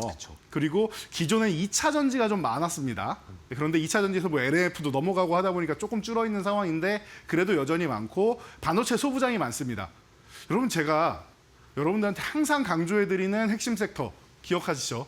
반바지 보십니다. 지주사 빼면 다 이 안에 들어가 있죠, 여러분. 네. 지주사 빼면은 이 안에 다 들어가 있는 거예요. 네. 그렇다라고 하면 여기에 조방원이 할 때 2차 전지만 붙이면 되는 거 아니겠습니까? 그럼 코스닥은 제가 볼 때는 여러분들 지금까지 코스피 상승률을 누리지 못해서 좀 아쉽다 하셨던 분들 이제부터 시작이고요. 아직 출발 단계, 한 걸음 단계에 불과하니까 걱정하실 필요 없고 정부에서도 도와준다고 하니까 여러분 편하게 보시고 12월에 산타랠리 여러분들 궁금해하실 텐데 그런 부분도 뭐 잘 체크해 보시면 될 것 같아요. 네, 좋습니다. 자, 뭐 지난주에도 저희가 한번 코스닥 얘기했지만 저희는 뭐 1000스닥을 바라지 않잖아요. 네. 2000스닥. 그럼요. 네, 그거에 목표치를 두고 있기 때문에 네. 지나가는 자리다. 내년에 한번 코스닥 투자 본격적으로 저희도 한번 계획을 세워보도록 하겠습니다. 자, 그럼 이제 오늘 시장에서 어떤 업종을 봐야 될까요? 오늘 시장 홈런 쏘아올릴 수 있을 만한 4번 타자 업종 12월 첫 거래일에 골라주신 거 뭐죠? 첫 거래일이니까 조금 전에 말씀드린 그냥 산타랠리 관련된 예. 부분을 좀 12월이니까. 알아봐야 되지 않나. 네. 네, 맞습니다. 좋습니다. 네, 산타랠리 여러분들 이름만 들어도 가슴 설레는 단어 그러니까 아니겠습니까? 산타랠리 올까요, 근데? 네. 박도님? 근데 저는 결론부터 말씀드리면 매년 반복해서 말씀드리는데 저는 산타랠리를 본 적이 없습니다. 안 오나요? 정말 본 적이 없어요. 산타랠리하고 썸머랠리에 대해서는 제가 항상 부정적으로 많이 말씀을 드리는데 우리나라는 사실 잘 없어요, 그죠? 네, 이게 구조적으로 그렇게 나올 수밖에 없는 게 썸머랠리 때도 제가 여름에도 말씀드린 게 뭐 죄다 수익 내놓고 봄까지 수익 내놓고 펀드 매니저들이든 외국계든 다 휴가를 가는데 2, 3주 갑니다 이 사람들이. 그러면 주식을 다 담아놓고 가겠습니까? 좀 비워놓고 가죠. 그러니까 오히려 조정을 주거나 휴식 구간을 줄 때 여름이 좋다라고 말씀드렸는데 겨울 되면 여러분들 또 이제 자산이 크신 분들 같은 경우는 비중 줄여야 되는 구간이 왔습니다. 그러면은 누구 좋으라고 이걸 올립니까? 그리고 올해 코스피가 4,000포인트 구간에 지금 놓여 있는데 작년 리포트들이나 잘 보시면은 여러분들 올해 증권사 목표치 3,000 넘어가는데 거의 없습니다. 대부분 다 2,000 뭐 중후반 후반 이렇게 놓여 있어요 상단이. 그런데 지금 4,000이잖아요. 그러면 목표치를 훨씬 더 초과했다라는 거 여러분 느끼실 수 있을 거고 그리고 뭐 기저효과 같은 것도 있죠. 작년 연말 되면 여러분들 다들 생각하시는 게 상단이 아니라 하단에 뭐 2,000이 깨지네, 2,200이 깨지네 이런 얘기하고 있었단 말이에요. 왜냐하면 2,400 흔들기를 하고 있었으니까. 그러면 작년에 그렇게 안 좋았었기 때문에 생각보다 더 많이 수익을 봤는데 여기서 더 끌어올리면 여러분들 내년에 기대치는 어떻게 충족을 시킵니까? 그래서 굳이 끌어올리고 싶어하는 사람들이 개인 투자자들 외에는 많지 않을 거라고 생각합니다. 예, 그렇기 때문에 연말 되면 산타랠리가 보통 없어요. 그럼 우리가 12월을 조심해야 되느냐라고 하면 그건 또 아니란 말이에요. 12월은 산타랠리는 없지만 지수가 뭐 그렇게 가느냐라고 하면 그 부분은 좀 물음표지만 정부에서 뭐 정책을 잘 펼쳐가지고 뭐 코스닥을 조금 끌어올리면 다행이겠지만 그게 안 나오더라도 개별 성향이 있는 종목들이 재밌게 튀어오르고 많은 종목들이 지수가 끌고 간다라고 하면은 섹터별로 해서 주도 섹터가 끌고 가야 되는데 그런 상황이 아니다라고 하면은 일부 종목으로 수익을 내는데 그러면 어떻게 돼요? 원래 20, 30% 올라갈 종목들이 50%, 100% 올라가게 됩니다. 돈은 어차피 벌어야 되기 때문에 시장에서 소수의 종목으로 극한까지 수익률을 끌어올리는 작업을 합니다. 그렇기 때문에 제가 12월, 1월, 2월 해가지고 1월 효과 2월까지 연결된다. 이런 말씀 계속 드리면서 12월부터 준비만 잘하시면 여러분들이 지금부터 3개월 동안 굉장히 좋은 수익률을 올릴 수 있는 게 개인 투자자분들이 기회를 잡을 수 있는 이런 구간이라고 보기 때문에 여러분들 산타랠리 없다. 하지만 연말에 따뜻한 종목은 있다. 그중에 제가 항상 말씀드리는 반바지봇 여러분들이 집중하시면 되기 때문에 오늘은 이 섹터들 중에서 한 종목씩 제가 대표적으로 소개해드리면서 왜 그런지에 대해서 알려드리도록 하겠습니다. 네, 좋습니다. 오늘은 뭐 산타랠리보다는 반바지봇 특집이네요. 그렇죠? 이렇게 따지면. 네, 맞습니다. 네, 좋습니다. 자, 그러면 이제 한 종목씩 좀 살펴볼까요? 산타랠리처럼 갈 수 있을 만한 네. 연말과 연초에 좋을 만한 그런 종목을 골라보겠습니다. 일단은 안타 종목 1루까지 출루해 보겠습니다. 대형주 중에 뭐 볼까요? 대형주 중에는 뭐 SK하이닉스가 가장 뭐 무난하지 않나 싶습니다. 일단 반 가겠습니다. 네. 네. 가장 무난한 종목이고 IT투톱 그리고 뭐 여러분들이 계속 여쭤보시는 이제 질문하시는 게 지금 사도 되냐 이건데 그러니까. 매번 제가 이거를 가지고 오고 있는데 사도 되나요? 저는 지금도 분할 매수로 계속 사야 된다고 생각합니다. 어. 밀릴 때마다 음봉 나올 때마다 사시는 거예요. 올라갈 때 따라잡는 거 아닙니다. 그쵸. 밀릴 때마다 모아가는 왜냐하면 어. 조정 구간이니까 굳이 올라가는 타이밍에 살 필요가 없어요. 대신 계속 모아가는 전략 그리고 저는 월급으로 매달 사도 됩니까? 박수 쳐드립니다. 아주 좋은 전략입니다. 네. 계속 사시면 되는 구간이다 보시면 되고 최근에 구글 TPU 나왔죠. TPU의 최대 수혜주 뭐냐라고 하면 우리나라에서는 뭐 저는 뭐 이스페타시도 있고 뭐 많은 종목들이 있지만 그래도 가장 기본은 HBM 아니에요. 그렇죠. HBM이 기본적으로 GPU에도 지금 8개에서 12개 들어가는데 TPU에도 8개 정도 들어가고 앞으로 더 들어가겠죠. 그러면은 자연스럽게 최대 수혜주는 우리나라는 소프트웨어보다는 하드웨어 쪽을 보는 게 가장 안전하다고 저는 생각합니다. 가장 독보적인 HBM 기술력을 보유한 SK하이닉스 그리고 SK하이닉스의 HBM 제가 분명히 작년 이맘때도 말씀드렸듯이 엔비디아에 집중되어 있었는데 이제 브로드컴에서 올해 말부터는 가져갑니다. 3만 장씩 가져간다고 소문 들었습니다. 네네. 말씀을 드렸죠. 그래서 지금 그게 현실로 나온 게 구글의 TPU 아니겠습니까?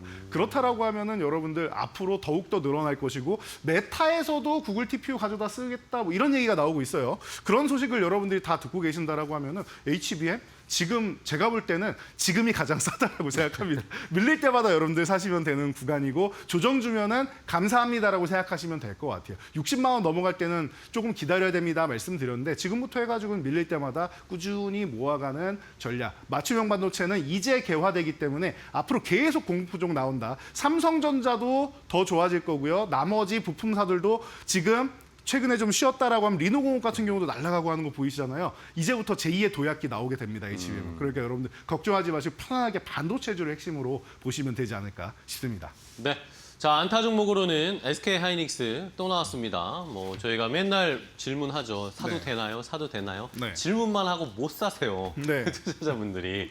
근데 오늘 확실하게 답을 해주셨습니다. 떨어질 때마다 모아가야 된다. 네. 한 주씩이라도 사면 좋다라는 의견. 첫 번째 안타 종목으로 SK하이닉스 봤고요. 자, 다음은 2루타 종목으로 가겠습니다. 빠른 종목으로 반바지 보세, 그다음 바이오인가요? 맞습니다. 네. 바이오로 설정을 빠르니까. 했고 예, 바이오 중에도 뭐 대장에 속하는 알테오젠 말씀드리도록 알테오젠이요? 하겠습니다. 예. 네. 뭐 알테오젠이 좋은 종목이다라는 걸 이제 모르시는 분은 안 계실 거예요. 바이오 하면은 우리가 다들 의심합니다. 사실 저도 의심하는 기업들이 사실 더 많아요. 바이오주 중에. 예, 그래서 좀 검증된 기술력 그리고 현재 트렌드에 맞는 게 중요하다라고 항상 말씀드리는데 현재 트렌드는 항상 말씀드리지만 플랫폼 기업 그리고 비만 치료제 ADC 그리고 내년에는 메스 치료제 정도 들어가지 않을까 싶다라고 제가 누누이 말씀을 드리고 있는데 이런 쪽으로만 보시면 돼요. 여러분들이 검증 안 된 쪽이나 그냥 나만 아는 종목만 좋아라고 생각하시면은 바이오는 잘못하면 큰일 날 수가 있습니다. 그렇기 때문에 이미 뭐 글로벌 뭐 빅파마들부터 시작해서 연이은 뭐 라이선스 아웃을 체결하고 있고 그리고 이미 머크사의 이 키트루다만 해도 제가 볼 때는 뭐 이 계약이 이루어지는 순간 계속 먹거리가 이제 쌓여 있는 거라고 생각하시면 돼요. R&D 비용은 걱정을 하지 않아도 되는 이런 기업이 아닌가 싶습니다. 그래서 이제 하이브로자인 이 플랫폼 쪽으로 해서 역량을 가지고 있고 이제는 뭐 얘기 계속 나오고 있죠. 여러분들도 작년부터 들으셨을 거예요. 연간 뭐 1조 원씩 이제 받는다, 로열티를 받는다 이런 얘기가 나오고 있는 기업이에요. 그러면은 실적적인 측면, 앞으로 R&D나 자금 조달이나 이런 부분에서 걱정이 전혀 없는 기업이다라고 생각하시면 되겠죠. 그러면 얼마나 편안합니까? 알테오젠 제가 볼 때는 트레이딩 과정으로도 좋고 중장기적으로도 아직 이 키트루다 실적에 대해서 기존에 선반영된 거 이후에는 실제 실적이 쌓이기 시작한 다음에는 오른 게 하나도 없습니다. 제가 볼 때는. 그렇기 때문에 지금도 충분히 트레이딩 과정 그리고 중장기적으로 좋다라고 말씀드릴 테니까 편안하게 보시기 바랍니다. 네, 알겠습니다. 자, 2루타 종목으로는 빠른 종목으로 바이오 쪽을 골라봤습니다. 알테오젠. 이번 다음 주 정도에 이제 또 주총도 아마 열릴 것 같고, 그렇죠? 코스피 네. 이전 결정을 내릴 것 같은데 그런 이슈들도 저희가 계속 추적해 보도록 하겠습니다. 자, 이번에는 3루타로 가보겠습니다. 호타준족 빠르고 멀리도 갈 수 있을 종목 반바지 봇 중에 이번에는 뭘까요?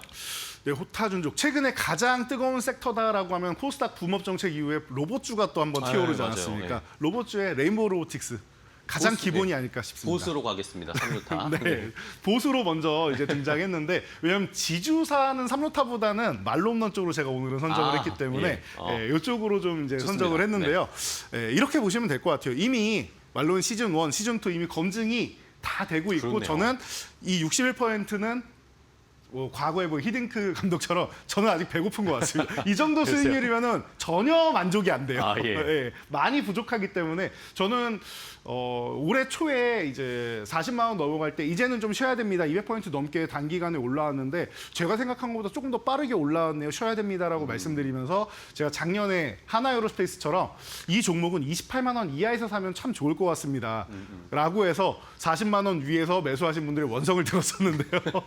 결국엔 28만 원 아래 매수 구간을 길게 주었죠. 한 6개월 정도 휴식을 취한 이후에 이제 다시 움직이기 시작하는 상승 초입 구간이에요. 하나 에어로스페이스 때도 제가 100만 원 넘어갈 겁니다라고 말씀드렸는데 레인보우 로보틱스도 80만 원 이상은 충분히 가능하다고 저는 생각하고 있고요. 그리고 100만 원도 중장기적으로 그냥 넘어갈 수 있다. 그리고 정말로 코스닥 붐업 정책이 성공한다라고 하면은 저는 자신 있게 레인보우 로보틱스 100만 원 넘어가지 않을까 싶다라고 말씀드릴 수 있을 것 같아요. 그 정도로 지금 삼성에서 적극적으로 투자를 하고 있고 투자하면서 이것을 투자만 하냐가 아니라 이 뭐 협동 로봇 시장부터 시작해서 휴머노이드 이 로봇 시장을 직접 본인들이 가져다 쓰잖아요. 수요처가 삼성에 다 있잖아요. 일단 이런 것만 해도 이 시너지 효과가 너무 어마어마하다라는 거예요. 정부에서 정책까지 받쳐주고 본인들도 이미 레인보우 로보틱스 인수 생각하고 2030년에 전 세계 최초로 무인 반도체 공장 만들겠다라고 선언을 했죠. 그리고 휴머노이드 로봇 계속 업그레이드 해가면서 만들어 놓고 밸류체인 이 부품사들이랑 계속 공급 계약해놓고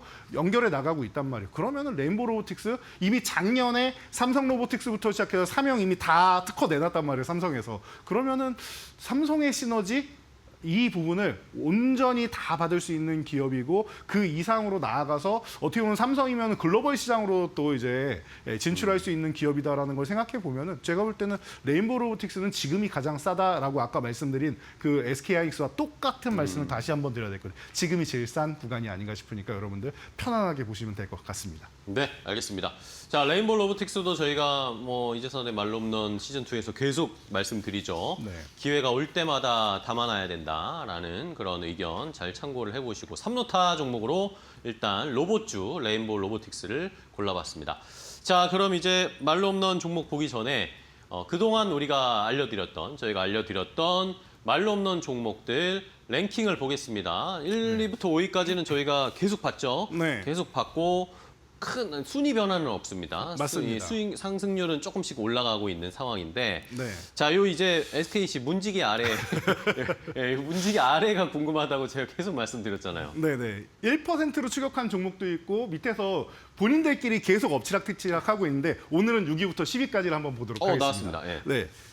1% 차이 정말 롯데관광개발. 후하까지 턱밑까지 추격해놓고 잠깐 쉬고 있죠. 롯데관광개발. 오늘도 이제 일본에서 중국에다가 뭐 포토레지스트 수출 규제하겠다 이런 얘기까지 네. 나오고 있으면서 서로 지금 굉장히 지금 감정이 격양되고 있는데 그렇다라고 하면 최근에 좀 쉬다가 보면은 이런 종목 롯데관광개발이나 구위에 위치해 있는 글로벌 텍스프리나 예. 뭐 이런 종목들 뭐 최근에 뭐 노란풍선이나 이런 종목도 많이 움직이지 않았습니까? 그쵸, 예.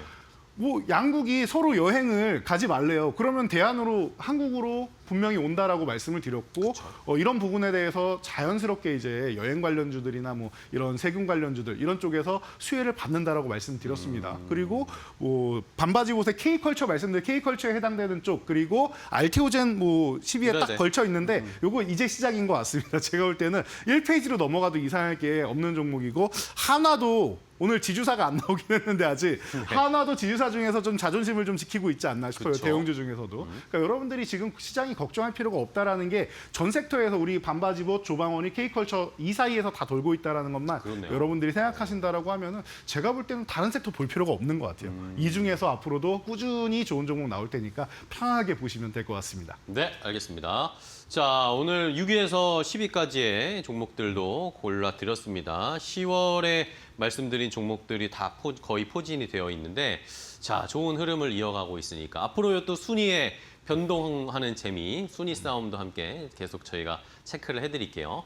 자, 그럼 이제 오늘의 말로 없는 종목 봐야 되겠죠. 산타랠리 또 뭐 반바지 보옷 중에 네. 아까 하나가 이제 남았는데 네. 지주사 관련된 말로 없는 종목을 준비해 주신 거예요? 지주사를 보려고 했는데 네. 지주사 관련주 중에서 이제 뭐 금융지주사 이런 쪽은 좀 많이 좀 올라오기도 했고 네. 지주사도 사실 뭐 두산이나 이런 건 좀 많이 올라오고 그쵸, 네. 그래서 좀 유사 지주사 네. 고배당주로 한번 지주사 선택을 맛 했습니다. 나는 걸로. 네, 고배당주로 선택했습니다. 고배당주, 아 네, 좋습니다. 바로 HB 인베스트먼트. HB 인베스트먼트요. 네. 어. 지난번에 제가 한번 2루타 종목으로 소개해드린 적 있어요. 지주사 그러니까요. 관련 쪽 할 때. 그때도 약간 의아하다 생각하신 분들 계셨을 텐데 그때도 제가 굉장히 배당이 크다라고 말씀드렸죠. 네네네. 12% 배당을 하는 오. 기업이에요. 어마어마합니다. 순이익이 60억이 나왔는데 배당금이 한 48억 정도를 배당한 걸로 알고 있습니다. 이야. 그걸 벌어들인 거 순이익을 뭐 대다수를 이제 환원한 대단하네요. 기업이에요. 얼마나 좋습니까? 여러분 이런 기업 10% 배당 들어보셨습니까? 그러니까요. 예. 이런 수익률 10%만 넘어가도 나는 차익 실현할 거라고 하시는 분들도 그쵸, 많은데 배당을 이렇게 잘 주는 기업이에요. 일단 믿고 갈 수 있는 기업이고 뭐 상장 예정 기업, 상장 이거는 제가 말씀드릴 필요가 없어요. 너무 많은 기업들이 투자를 너무 잘해가지고 그러면 엑시트할 때 벌어들이는 비용도 어마어마한 기업이란 그러네요. 말이에요. 그러니까 여러분들 제가 볼 때는 이런 뭐 벤처 캐피탈이던 이런 투자사들 같은 경우에는 투자를 정말 잘하고 있는지 어느 기업에 투자했는지를 확인하고 보시면 될 것 같아요. 이 HB 인베스트먼트 돈을 벌면 버는 만큼 환원해 드립니다. 그렇다라고 하면은 여러분들이 가장 뭐 믿고 갈 수 있는 이런 종목이 아니겠느냐.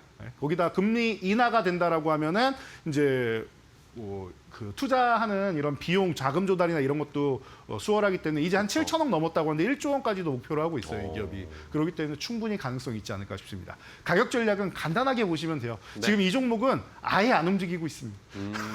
너무 안 움직이고 있어서 답답할 정도예요.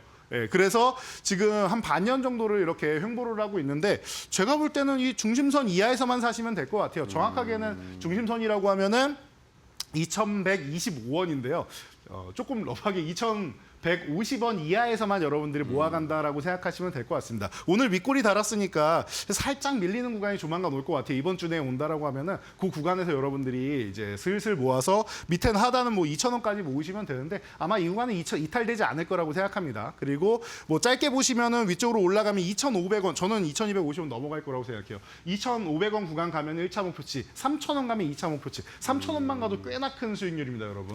그리고 전 중장기적으로 4,000원도 넘어갈 거라고 생각하는 종목이기 때문에 여러분들이 짧고 굵게도 좋고 배당을 노려도 좋고 그리고 장기 투자도 좋은 종목으로 HB 인베스트먼트 투자를 너무 잘하는 종목이다라고 생각하시면서 여러 가지 토끼를 다 잡아보시기 바랍니다. 네, 알겠습니다. 자, 오늘의 말로 없는 종목은 HB 인베스트먼트 말씀해 주신 것처럼 배당도 많이 주고 투자 잘해서 투자 수익률도 좋고 자금의 이제 규모도 금리 인하하면 더 늘릴 수도 있고 하는 여러 가지 이점이 있으니까 HB 인베스트먼트 한번 좋은 자리에서 잘 공략해 보시기 바랍니다. 자, 오늘 이재선 파트너와 함께 했는데요. 파트너님 이제 또 오늘 12월의 첫 거래일인데 네. 유튜브 라이브 하면서 또 이제 연초 전략 알려주셔야죠.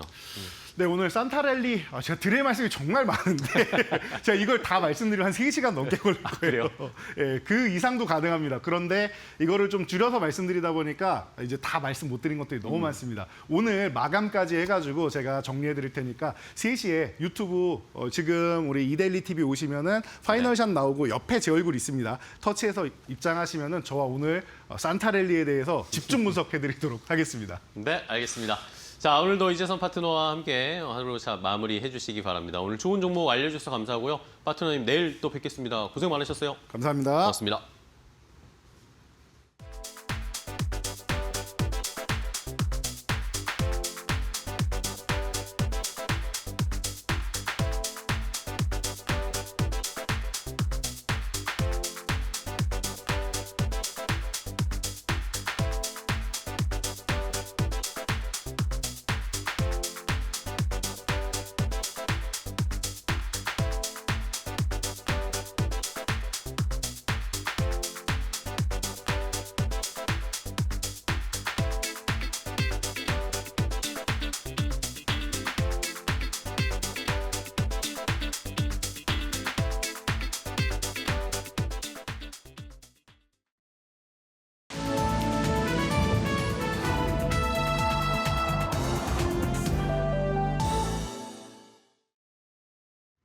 안녕하세요. 증시 날씨 전해드리는 마켓에더의 김수현입니다. 오늘 우리 증시 날씨는 지난 마지막 거래일에 이어서 코스닥이 강세장을 보이며 코스닥 맑음 보이고 있습니다. 오늘 키움증권에서는요, 내년도 한국 증시가 미국보다 많이 오를 것이라며 내년도 5,000p 돌파 가능성도 시사했는데요. 특히 주도주인 삼성전자와 SK하이닉스가 내년도 영업이익이 100조 원이 넘어설 것을 언급하며 여전히 저렴하다 이런 평가가 나왔습니다. 이러한 분위기 속에 오늘 시장은 어떨지 더 자세하게 짚어보겠습니다. 오늘 보완주 아침부터 일제히 강한 햇살 받아가고 있는데요. 지난 주말이었죠. 쿠팡에서 3천만 건의 이상이 달하는 대규모 정보 유출 사태가 발생했습니다. 지난 SKT 해킹 사태보다 규모가 더 큰 것으로 확인이 되면서 오늘 보완주가 개장 직후에 일제히 급등을 보이고 있고요. 반도체주도 오늘 구름 한 점 없이 맑은 점 확인되고 있습니다. 지난 미증시에서는 디램과 낸드 가격이 상승하자 마이크론과 샌디스트 같은 메모리 반도체주들이 일제히 올라섰습니다. 뿐만 아니라 인텔도 10% 넘게 급등하며 필라델피아 반도체 지수가 1% 넘게 상승을 했는데요. 오늘 국내 증시는 이런 반도체주 동조화되는 흐름을 보이고 있습니다. 특히 오늘부터 내일까지 이 엔비디아의 AI 학회가 개최된다는 점 일정 같이 체크해 보셔야겠고요. 오늘 로봇 그리고 2차 전지 같이 이 코스닥 비중이 높은 종목들이 오늘 강한 햇살을 받아가고 있습니다. 우선 로봇부터 자세한 내용 살펴보시면요. 최근 삼성과 LG, 현대차 등 대기업들이 로봇 사업 확장에 속도를 내고 있습니다. 이 삼성그룹 같은 경우에는 계열사에 로봇과 휴머노이드 도입 확대를 추진하고 있고 현대차는 미국 공장에 이 보스턴 다이내믹스 휴머노이드 로봇을 투입한 것이 확인되며 오늘의 이 상승 모멘텀이 되어주는 모습입니다. 2차 전지주 같은 경우에는 이 구리값의 영향을 크게 받고 있습니다. 구리값이 최근에 급등세를 보이고 있는데 이러한 점이 오늘 2차 전지주의 센티를 자극하는 모습이고요. 해운주 오랜만에 여기 지도에 자리를 잡고 있습니다. 오늘 HMM이 하나오션의 1조 원 규모의 컨테이너선 발주 소식이 전해졌습니다. 이러한 점이 오늘 해운주 전반에 온기를 퍼뜨리고 있고요. 백화점주 같은 경우에도 오늘 맑은 점 확인되고 있습니다. 최근 중국과 일본 간의 관계가 좀처럼 나아지질 않고 있습니다. 이러한 점이 오늘 반사수의 기대감으로 백화점주의 주가를 끌어올리고 있습니다. 그렇다면 계속해서 오늘 주목해봐야 할 증권사의 리포트들도 살펴보겠습니다. 오늘 SK하이닉스 주가도 맑음이고요. 오늘 현대차증권에서 목표가 74만 원으로 목표가 대폭 상향 조정했습니다. 최근 범용 메모리 가격이 상승하고 있는 가운데 HBM 가격 협상에서 더 유리해질 것이라는 게 그 판단이었고요. 한솔케미칼 역시나 오늘 52주 신고가를 기록을 했습니다. 삼성전자 P4 라인 전환에 최대 수혜를 볼 것이라는 게 증권가의 분석이었습니다. 계속 보시면 오늘 고영도 오늘 주가도 맑음이고 전망도 맑음입니다. 오늘 IM증권에서는 내년 미국 시장 판매 본격화로 밸류업을 할 것이라며 목표가 3만 원으로 상향 조정했습니다. 그럼 계속해서 오늘 특징적인 종목들 날씨 소식도 함께 살펴보시죠. 오늘 펩트로는 주가에 비가 내리고 있습니다. 지난주에는 그 일라이릴리의 마운자로 생산 파트너사 후보로 언급이 되면서 급등을 보였는데요. 오늘은 이 기술 평가 연장 소식이 들려왔습니다. 이 지난달에 체결했던 일라이릴리와의 이 계약이었는데요. 이 14개월에서 더 연장된 점이 부각이 되면서 오늘 주가에는 비가 내리고 있고, 이 반면 에코프로 그룹주에는 강한 햇살이 드는 점 확인되고 있습니다. 한국 제조업계 최초로 헝가리에서 양극재 공장을 준공했다는 소식이 오늘 호재로 작용하고 있습니다. 이어서 계속 보겠습니다. 오늘 YTN 주가도 햇살 받아가고 있는데요. 최대 주주 변경 승인, 취소 판결이 났습니다. 이러한 점이 경영권 불확실성을 해소한다는 이 시장의 평가가 나왔고요. 마지막으로 미래에셋 벤처투자 같은 경우에는 코스닥 활성화 정책 수혜를 볼 것이라는 점이 오늘 호재로 작용하고 있습니다. 이상 12월의 첫 거래일 증시 날씨 전해드렸습니다.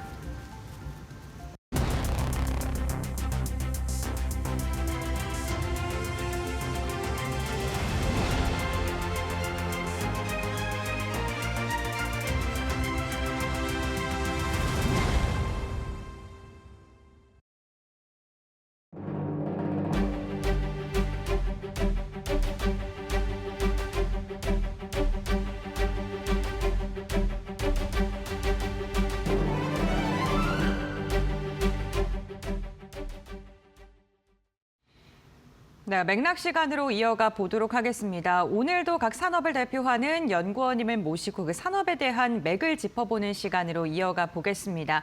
오늘은 소비재와 관련된 이야기를 나눠보고자 하고요. 신한투자증권의 조상훈 연구원 함께합니다. 안녕하십니까? 네, 안녕하세요. 네, 반갑습니다. 미국도 이제 블랙 프라이데이가 시작이 됐고요. 우리나라도 내수 정책 활성화에 대해서 지속적으로 힘을 내주고 있는 모습인데 과연 소비 관련된 기업들의 실적 또한 이와 연동돼서 갈 수 있는지 오늘 이와 관련된 이야기 나눠보고자 합니다. 먼저 미국의 소비 둔화 우려가 최근에 좀 커지고 있는데 이에 맞춰서 또 블랙 프라이데이가 시작이 됐습니다. 이러한 소비 흐름이 산타 랠리까지 이어질 수 있는지 연구원님께서 어떻게 바라보고 계실까요? 일단 뭐 이제 계속 미국이 소비가 안 좋다라는 얘기가 계속 조금 들리는 것 같아요. 네. 그래서 뭐 고용에 대한 둔화 소식도 조금 들리는 것 같고, 이제 뭐 소득 불확실성 얘기도 나오고, 사실 이제 과거처럼 뭐 기업들이 그러면 이제 할인폭을 크게 가져가기에는 최근에 또 관세 여파까지 조금 이제 맞물리다 보니까 사실은 이런 그 소비에 대한 그 부진 시그널이 좀 지속적으로 발생을 하고 있는 이런 와중에 미국의 이제 그 블랙 프라이데이가 개막을 했습니다. 사실은 뭐 우려와는 반대로 좀 역대 최대 매출 달성했다, 이런 이야기들이 계속 조금 들리고는 있어요. 다만 이제 뭐 전 소득층에서 전 카테고리에서 다 긍정적인 뉴스가 흘러 들어오지는 않았었고요. 뭐 이제 오프라인보다는 온라인을 선호를 한다든지, 아무래도 이제 전체적인 구매 단가가 조금 이제 낮아지는 부분이라든지, 또한 이 소득 계층별로 좀 이렇게 차별화가 좀 이렇게 나타나는 등 저희가 이제 소비 양극화 현상이 굉장히 조금 심화되고 있는 상황이다, 이렇게 조금 해석을 해야 될 것 같습니다. 네, 그렇군요. 온라인을 선호하고 또 구매 단가가 낮아지는 이런 부분이 또 우리나라에게는 또 도움이 되지 않을까라는 생각도 드는데요. 뭐 K-뷰티라던가 라면, 김밥과 같은 그러한 소비재가 미국 유통 채널에서 지금 또 주목을 받고 있는 부분도 있습니다. 이번 블랙 프라이데이에서도 소비재가 실제 매출로 이어졌을까요? 어떻게 보세요? 네, 사실은 이 말씀하신 이제 이런 K 소비재들의 네. 무기는 어떻게 보면 조금 가성비죠. 네, 어떻게 맞습니다. 보면 굉장히 저렴한 가격, 그리고 굉장히 좀 합리적인 가격에 굉장히 이제 좀 성능이 좋은 이런 가격 경쟁력을 무기로 해서 어떻게 보면 이제 미국 소비재 시장 안에서의 점유율을 굉장히 좀 올려왔었던 이런 부분들이 조금 있었고요. 사실 이제 지금까지는 어떻게 보면 특히나 K-뷰티 브랜드들은 이 온라인 채널, 특히나 이제 아마존 채널에서만 지금까지는 조금 두각을 많이 나타냈었습니다. 그렇게 해서 이제 아마존에서 브랜드 인지도를 많이 높였던 이런 그 회사들이 최근에는 뭐 팝업 스토어를 오픈을 한다거나, 그러니까 이제 이런 식으로 좀 오프라인 쪽에서도 공략을 조금 하는 모습이에요. 그래서 이런 모습들은 굉장히 좀 긍정적으로 보실 수가 있을 것 같고, 이 K-푸드 또한 굉장히 좀 수요가 좋습니다. 그러다 보니까 좀 적극적으로 설비 확장을 한다던가, 아니면 이제 공격적으로 이제 채널 입점에 성공을 한다던가, 이제 이런 식으로 조금은 이 쇼핑 시즌과 조금 무관하게 이런 고성 장세를 지속적으로 조금 유지를 하고 있다. 이런 점은 사실 이제 이 블랙 프라이데이에서도 굉장히 좀 빛나는 이런 모습들이라고 좀 보실 수가 있을 것 같습니다. 네, 알겠습니다. 우리나라의 제품이 또 가성비가 좋다고 소문이 나 있기 때문에 이렇게 뚜렷하게 온라인을 선호하고 구매단가가 낮은 제품들의 판매가 잘 될 때는 또 수혜를 받을 수 있다, 이렇게 해석할 수 있을 듯합니다. K푸드에 문을 열어줬다고 해야 될까요? 빠질 수 없는 게 K푸드 하면은 불닭볶음면 그리고 삼양식품인 듯합니다. 삼양식품과 관련해서 목표 주가 상향 리포트도 지금 꾸준하게 나오고 있는 상황인데요. 최근에 뭐 단순하게 판매량이 증가했다, 이렇게 보는 것보다는 질이 좀 바뀌었다, 이렇게 판단하는 경우도 많은데요. 연구원님께서 어떻게 보세요? 그러니까 오늘 좀 주가가 약세여가지고 네. 사실은 뭐 이런 말씀을 드리기가 조금 아쉬운데 일단은 뭐 전 지역에서 지금 판매량 성장세가 나타나고 있습니다. 네. 사실 이제 뭐 오늘 주가 빠지는 거야 이제 뭐 오늘 이제 11월 수출 잠정치가 나왔고 이게 이제 뭐 전월 대비 그리고 이제 특히나 미국 시장으로 나가는 그 수출 매출이 조금 빠져 보이는 부분들이 좀 있었어요. 그래서 뭐 일시적인 혹은 이제 착시 현상이라고 조금 저희가 볼 수는 있을 것 같은데 다만 이제 이런 부분들을 차치하고 나서라도 현지에서의 어떤 최종 수요, 이 소비자들의 수요 이런 부분들은 지금 굉장히 조금 긍정적으로 볼 수가 있습니다. 이번 3분기 실적에서 굉장히 조금 고무적이었었던 것은 사실 이제 회사가 늘 그런 얘기를 해요. 지금 이제 진짜 없어서 못 판다. 정말 뭐 미국이든 중국이든 보내는 족족 팔린다. 이제 이런 이야기들을 하는데 3분기 실적을 조금 저희가 뜯어보면 수출 매출은 16%가 늘었습니다. 전분기 대비 약 16%가 늘었는데 재고 자산이 7%가 빠졌어요. 근데 이제 수출 매출이 늘었는데 사실 재고 자산이 빠졌다라는 거는 사실 이제 그만큼 회전율이 엄청나게 좋아졌다라는 거는 조금 의미를 하는 것 같고 그 얘기인즉슨 사실 삼양이 진짜로 미국이나 중국 같은 이런 이 국가들의 좀 이렇게 제품 재고 자산을 이렇게 보내는 족족 정말 팔린다라는 의미로 조금 받아들일 수가 있을 것 같거든요. 그래서 특히나 이런 좀 메인 지역이라고 할 수 있는 중국 그리고 이제 미국에서 이런 유통 채널의 입점률도 확대가 되고 있고 또 가격을 인상했음에도 불구하고 소비자들의 그런 가격 저항이 없이 판매량 성장세가 좀 지속되고 있다는 측면에서는 삼양식품은 단순히 좀 판매량의 밀어내기 이런 전략보다는 말씀하신 것처럼 수요의 좀 질이 바뀌었다 이런 측면에서 저희가 좀 접근을 해봐도 될 것 같습니다. 네, 알겠습니다. 뭐 삼양식품 오늘 좀 조정을 받고 있는데요. 21선 무너지자마자 바로 좀 회복하는 모습 나타나고 있고 기관이 무려 13거래일 연속 삼양식품을 매수하고 있다는 점도 함께 참고해 보시면 좋을 것 같고요. 저희가 삼양 이야기를 했으니까 농심과 관련된 이야기 좀 이어서 나눠보도록 하겠습니다. 농심 같은 경우에는 캐대언 이슈로 인해서 좀 시장에서 부각을 받았고 중장기적으로도 매력적이다라는 평가를 현재 받고 있는 상황인데요. 연구원님이 보시기에 이게 중장기적인 전략으로 끌고 가려면 어떠한 성장 전략을 갖고 우리가 핵심적으로 봐야 될까요? 뭐 결국은 해외겠죠. 너무나 이렇게 당연한 이야기지만 네. 사실 이제 삼양식품이 지금 해외 매출 비중이 이제 80%가 넘었습니다. 와, 정말 크네요. 네. 그래서 이제 사실 뭐 지금 이제 어떻게 보면 이제 달러 강세에서도 네. 굉장히 좀 이득을 보고 있고 이제 그에 반면에서 농심은 여전히 뭐 30%대 정말 뭐 한 40% 정도까지 조금 높아진 상황인데 아직은 조금 차이가 많이 나기는 하죠. 그래서 이제 뭐 개인적으로 기대했었던 부분들은 이 회사가 어떻게 보면 지금까지는 제품력이 굉장히 좀 뛰어난 부분들도 있었지만 이 제품력을 뭔가 이렇게 한 곳으로 응집할 수 있는 뭔가 이제 불닭 같은 이 메가히트 브랜드들이 조금은 아쉬웠다. 그러니까 이제 A급은 많으나 S급이 조금 부족했다라는 그런 좀 아쉬운 점이 있었고 또한 굉장히 뛰어난 제품력 대비 좀 광고 혹은 이제 마케팅 방식이 조금은 좀 열위였었다. 이런 식으로 조금 저는 좀 아쉬운 부분들이 좀 있었는데 사실은 이 캐대언 콜라보가 이런 부분들을 조금 많이 방어를 해준 것 같아요. 물론 주가는 뭐 캐대언 콜라보 소식 나오고 나서 좀 이렇게 한동안 좀 조정을 받았고 사실은 캐대언 콜라보 제품의 전체 매출이 한 500억 정도 되거든요. 근데 사실 연간 농심 매출이 약 3.5조, 3.6조 정도 되기 때문에 사실은 뭐 매출 비중으로는 굉장히 조금 작기는 합니다.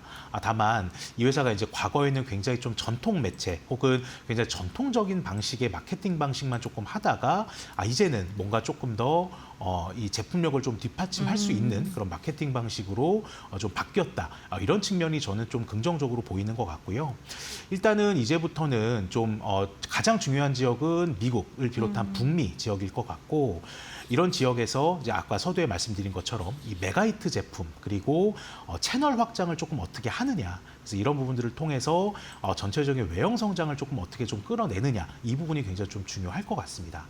사실 이제 올 초 같은 경우에는 신라면 툰바를 좀 대대적으로 내면서 어떻게 보면 좀 불닭을 넘어서기 위한 이런 노력들을 많이 조금 좀 집중을 했었는데 아직까지는 뭔가 시장의 기대 대비 좀 아쉬웠던 게 사실이었던 것 같고요.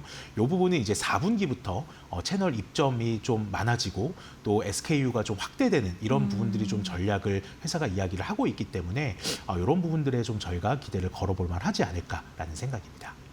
몇 년 전만 해도 라면 사업을 하는 기업들 내수 시장에서의 주목도가 굉장히 높았었는데 이제 주가의 방향을 결정지을 수 있는 게 해외 수출 그 가운데서 북미 시장의 점유율과 관련된 이야기를 좀 해주셨습니다.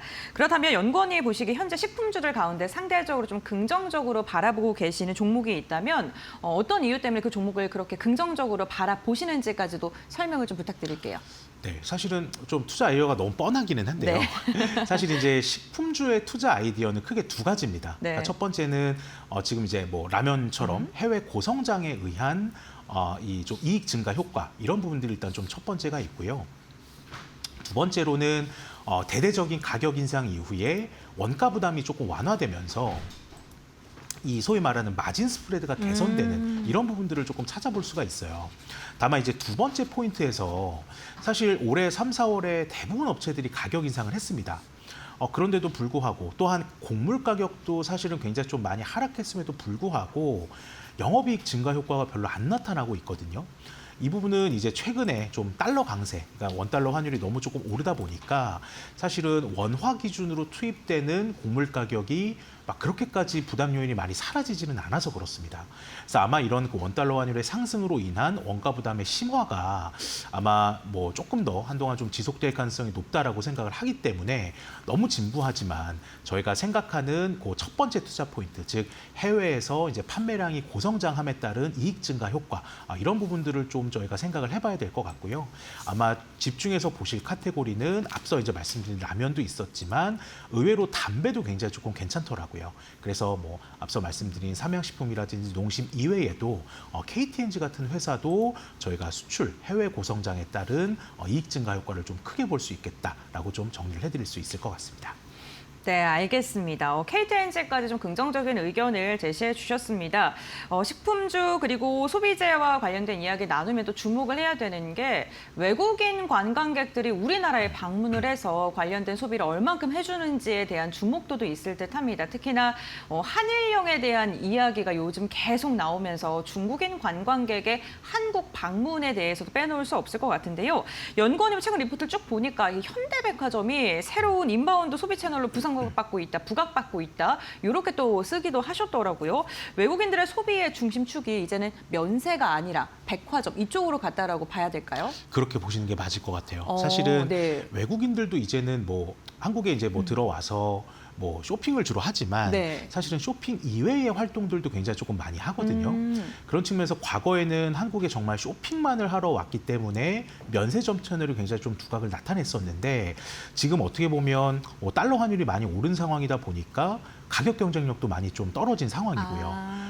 특히나 외국인 관광객들도 사실 뭐 한국 소비자들도 마찬가지지만 소비 패턴이 많이 바뀌고 있습니다. 그래서 과거보다는 뭔가 이제 가성비 소비를 한다던가 아니면 체험이라든지 경험 소비를 한다던가 아니면 뭔가 이제 구매의 다양성을 조금 더 중시한다던가 이런 소비 패턴이 조금 일어나게 되면서 이제는 면세점보다는 백화점 채널이 조금 더 수혜를 보는 모습인 것 같아요. 그래서 뭐 백화점, 뭐 아까 이제 그 외국인 많이 말씀을 하셨지만 사실은 백화점 내에서의 외국인 매출 비중은 아직 이제 5% 정도에 불과합니다. 다만 사실 이제 저희가 좀 핵심 상권으로 좀 알고 있는 예를 들어 명동이라든지 뭐 강남, 잠실, 그러니까 이런 좀 핵심 점포들의 외국인 매출 비중은 거의 한 20%가 넘어가는 곳이 많거든요. 그래서 이제는 외국인 매출 비중이 굉장히 좀 유의미하게 올라왔다. 그래서 이들이 이제 좀 이런 그 백화점의 내수 실적을 좀 지지를 해줌으로써 전체적인 전사 좀 실적을 올려주는 좀 기여를 하고 있는 모습인 것 같습니다. 네, 알겠습니다. 그 외국인의 이제 소비의 성향 패턴이 조금은 변화하고 있는 듯하고요. 그와 관련돼서 현대백화점에 대해서 긍정적으로 말씀해 주셨는데요. 사실 우리나라 내수 쪽을 보더라도 연말이 되면 뭐 크리스마스라던가 여러 가지 시즌들이 겹쳐 있다 보니까 내국인들 역시나 백화점 가서 소비를 좀 많이 하는 시즌이기도 합니다. 그리고 정책적으로도 정부에서 내수 활성화를 위해서 여러 가지 방안들을 내놓고 있는데 그렇다면 연구원님이 보시기에는 뭐 유통주라던가 아니면 소비주를 보게 됐을 때 전략을 좀 연말에 어떻게 잡아가는 게 좋을까요? 일단 뭐 말씀해 주시는 네. 것처럼 뭐 신정부 들어서 뭐 내수 활성화 대책이라든지 맞아요. 아니면 확장적으로 정말 재정 정책을 가져가는 이런 부분들이 사실 이제 좀 이어지고 있는 상황에서 채널별로 봤을 때 요 수에는 대부분 백화점 쪽으로만 지금 조금 가는 것 같아요. 그래서 뭐 마트라든지 편의점이라든지 이런 부분들보다는 네. 대부분 이제 채널에서는 지금 백화점 쪽으로 조금 쏠림 현상이 나타나고 있다. 이렇게 좀 보실 수가 있고요. 이런 뭐 구매력 반등이라든지 또 뭐 코스피가 또 한동안 많이 오르지 않았습니까? 그래서 이로 인한 그 자산 시장의 급등 그리고 소비 양극화, 그러니까 이로 인해서 사실 이 VIP 고객 위주의 백화점이 지속적으로 좀 성장하는 모습입니다. 그래서 지금의 백화점 위주의 성장은 적어도 내년 상반기까지는 좀 이어질 좀 트렌드라고 조금 보이기 때문에 적어도 연말, 연초 그리고 내년 상반기까지는 이 백화점 위주의 포트폴리오를 저희가 가져가는 것이 굉장히 좀 유효하다 이렇게 좀 생각을 하고 있습니다. 네, 알겠습니다. 그렇다면 연구원님과 함께 오늘 소비와 관련된 이야기들 좀 쭉 나누고 있는데 연구원님이 보시기에 소비재들 가운데서 탑픽이 있다면 어떤 게 있을까요? 네, 뭐 너무 심플하고요. 네. 사실 이제 뭐 음식료가 됐든 뭐 화장품이 네. 됐든 어떻게 보면 지금은 거의 뭐 이제 해외에서 장사를 하고 있는 모습이기 때문에 결국 이제 해외 고성장을 하고 있는 업체들이 계속 좀 눈에 들어오는 것 같아요. 그래서 이제 음식료에서는 그게 이제 뭐 농심이라든지 삼양식품 같은 이런 라면 회사들이라고 조금 볼 수가 있을 것 같고요. 유통에서는 지금의 어떤 소비 심리 강세는 말씀드린 것처럼 내년 상반기까지 좀 이어질 것이라고 보고 있고 여기에 이제 인바운드 수혜까지 좀 더해지는 모습입니다. 그래서 요 둘의 교집합에 있는 채널은 결국 이제 백화점이고 그 중에서도 저는 좀 현대백화점이 계속 좀 눈에 들어오고 있는 상황이라서요. 이제 그런 세 기업을 저희가 좀 압축해서 보심을 말씀드리고 싶습니다. 네, 알겠습니다. 오늘 신한투자증권의 조상훈 연구원과 함께 소비와 관련된 기업들의 전략 알아봤습니다. 탑픽으로 지금 라면과 관련된 기업 그리고 백화점 관련된 기업들 이야기해 주셨으니까 이 부분 참고하시면서 투자 전략 세워보시기 바랍니다. 오늘 말씀 여기까지 듣겠습니다. 고맙습니다.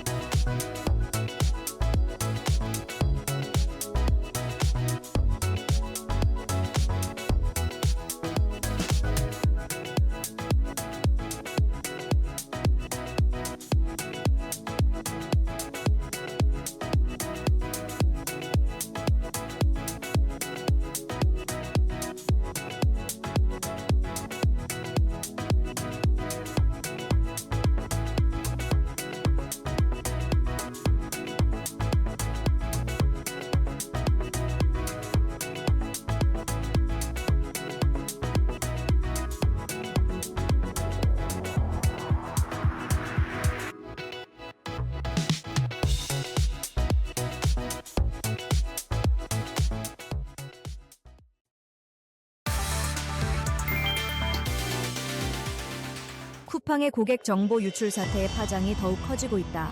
단군 이래 최악의 개인정보 유출 사고로 쿠팡이 역대급 과징금 폭탄을 맞을 수 있다는 전망이 나오고 있다. 개인정보보호법에 따르면 기업은 유출 시 매출의 최대 3%까지 과징금을 부과받을 수 있다. 쿠팡의 올해 매출은 약 31조 원 규모로 추산되며 단순 계산만으로도 과징금은 1조 원에 육박하는 수준이다. 불과 몇 달 전 SK텔레콤이 2,324만 명 유출해 1,348억 원의 과징금을 받았던 점을 감안하면 유출 인원이 더 많은 쿠팡의 부담이 더 커질 것이라는 분석이 지배적이다. 실제로 개인정보위는 접근 통제, 권한관리, 암호화 등 쿠팡의 안전조치 위반 여부를 전면 조사하고 있다. 해외 사례도 부담을 키우고 있다. 메타는 개인정보 문제로 6조 원, 미국 T모바일은 4,590억 원 배상을 부담한 바 있다. 전문가들은 이번 규모와 매출 구조를 고려하면 쿠팡도 사상 최고 수준의 처분을 피하기 어렵다고 보고 있다. 특히 와우 멤버십 가입자들이 쿠팡 플레이 쿠팡 이츠까지 이용한다는 점을 반영하면 유출로 인정되는 매출 영역이 더 넓어질 수 있어 과징금은 1조 원을 넘길 가능성도 큰 것으로 전망됐다.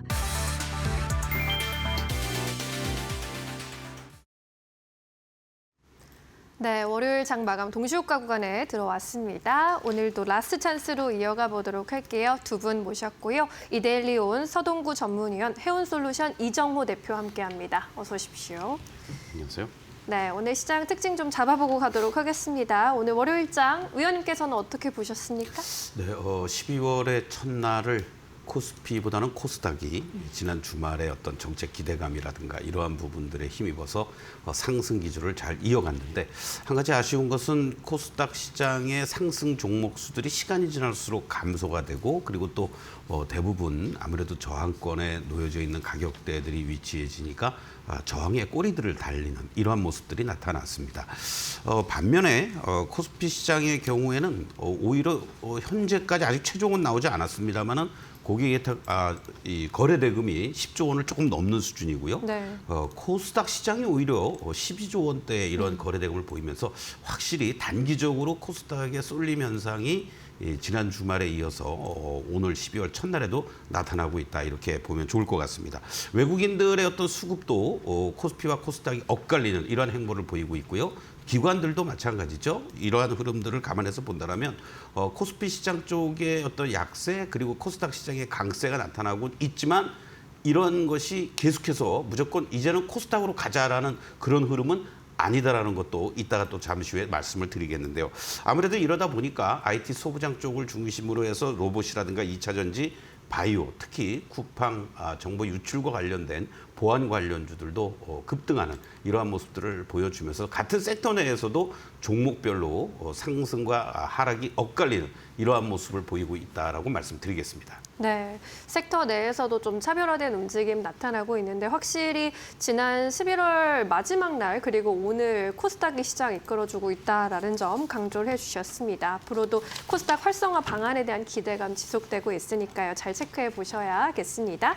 그리고 대표님께서는 오늘 시장 어떻게 좀 평가해 보셨습니까? 네, 오늘 시장 저번 주부터 계속적으로 얘기가 나왔던 코스닥 정부 정책 활성화 얘기가 나와주면서 코스피보다 코스닥이 더 강한 모세가 나와줬다라고 생각이 들고 있고 눈에 띄게 나오는 특징주나 이런 걸 봤을 때는 쿠팡의 개인정보 유출로 인해서 보안 관련주들의 큰 상승세가 나와줬다라고 볼 수가 있습니다. 이 상승세가 계속적으로 이어질지 아니면 잠깐의 테마로 끝날지 이런 부분을 전체적으로 좀 체크해 볼 필요는 있다라고 생각이 들고 있고 코스닥에 상장된 대다수에 있는 종목들 뭐 제약바이오 그리고 2차 전지 로봇주 같은 경우에 장 초반에 시세를 계속적으로 잘 나오다가 장 후반으로 가면 갈수록 조금 약해지는 모세도 나왔지만 전체적으로 시장의 수급세나 이런 부분이 코스닥으로 들어올 때 제약바이오 그리고 2차 전지 로봇 쪽이 강세가 될 가능성이 높다라고 하는 부분을 오늘 시장에서 어느 정도 평가가 됐다라고 생각이 들고 있어요. 그렇다고 본다면 정부에서 실질적으로 코스닥 대에서 정부 정책이나 이런 부분이 가지성이 나와준다고 봤을 때는 2차 전지 로봇 그리고 다시 한번 제약바이오가 더 올라갈 가능성은 있다라고 생각이 드는 부분. 그런 부분이 어떻게 보면 12월 달에 금리 인하나 이런 부분이 맞물릴 가능성도 높다라고 생각하는 부분이 있기 때문에요. 그런 부분을 조금 더 여유 있게 보면서 그 세 가지 섹터들은 계속적인 수단매가 나올 가능성이 있기 때문에 예의주시했으면 좋겠다라고 말씀을 해드리겠습니다.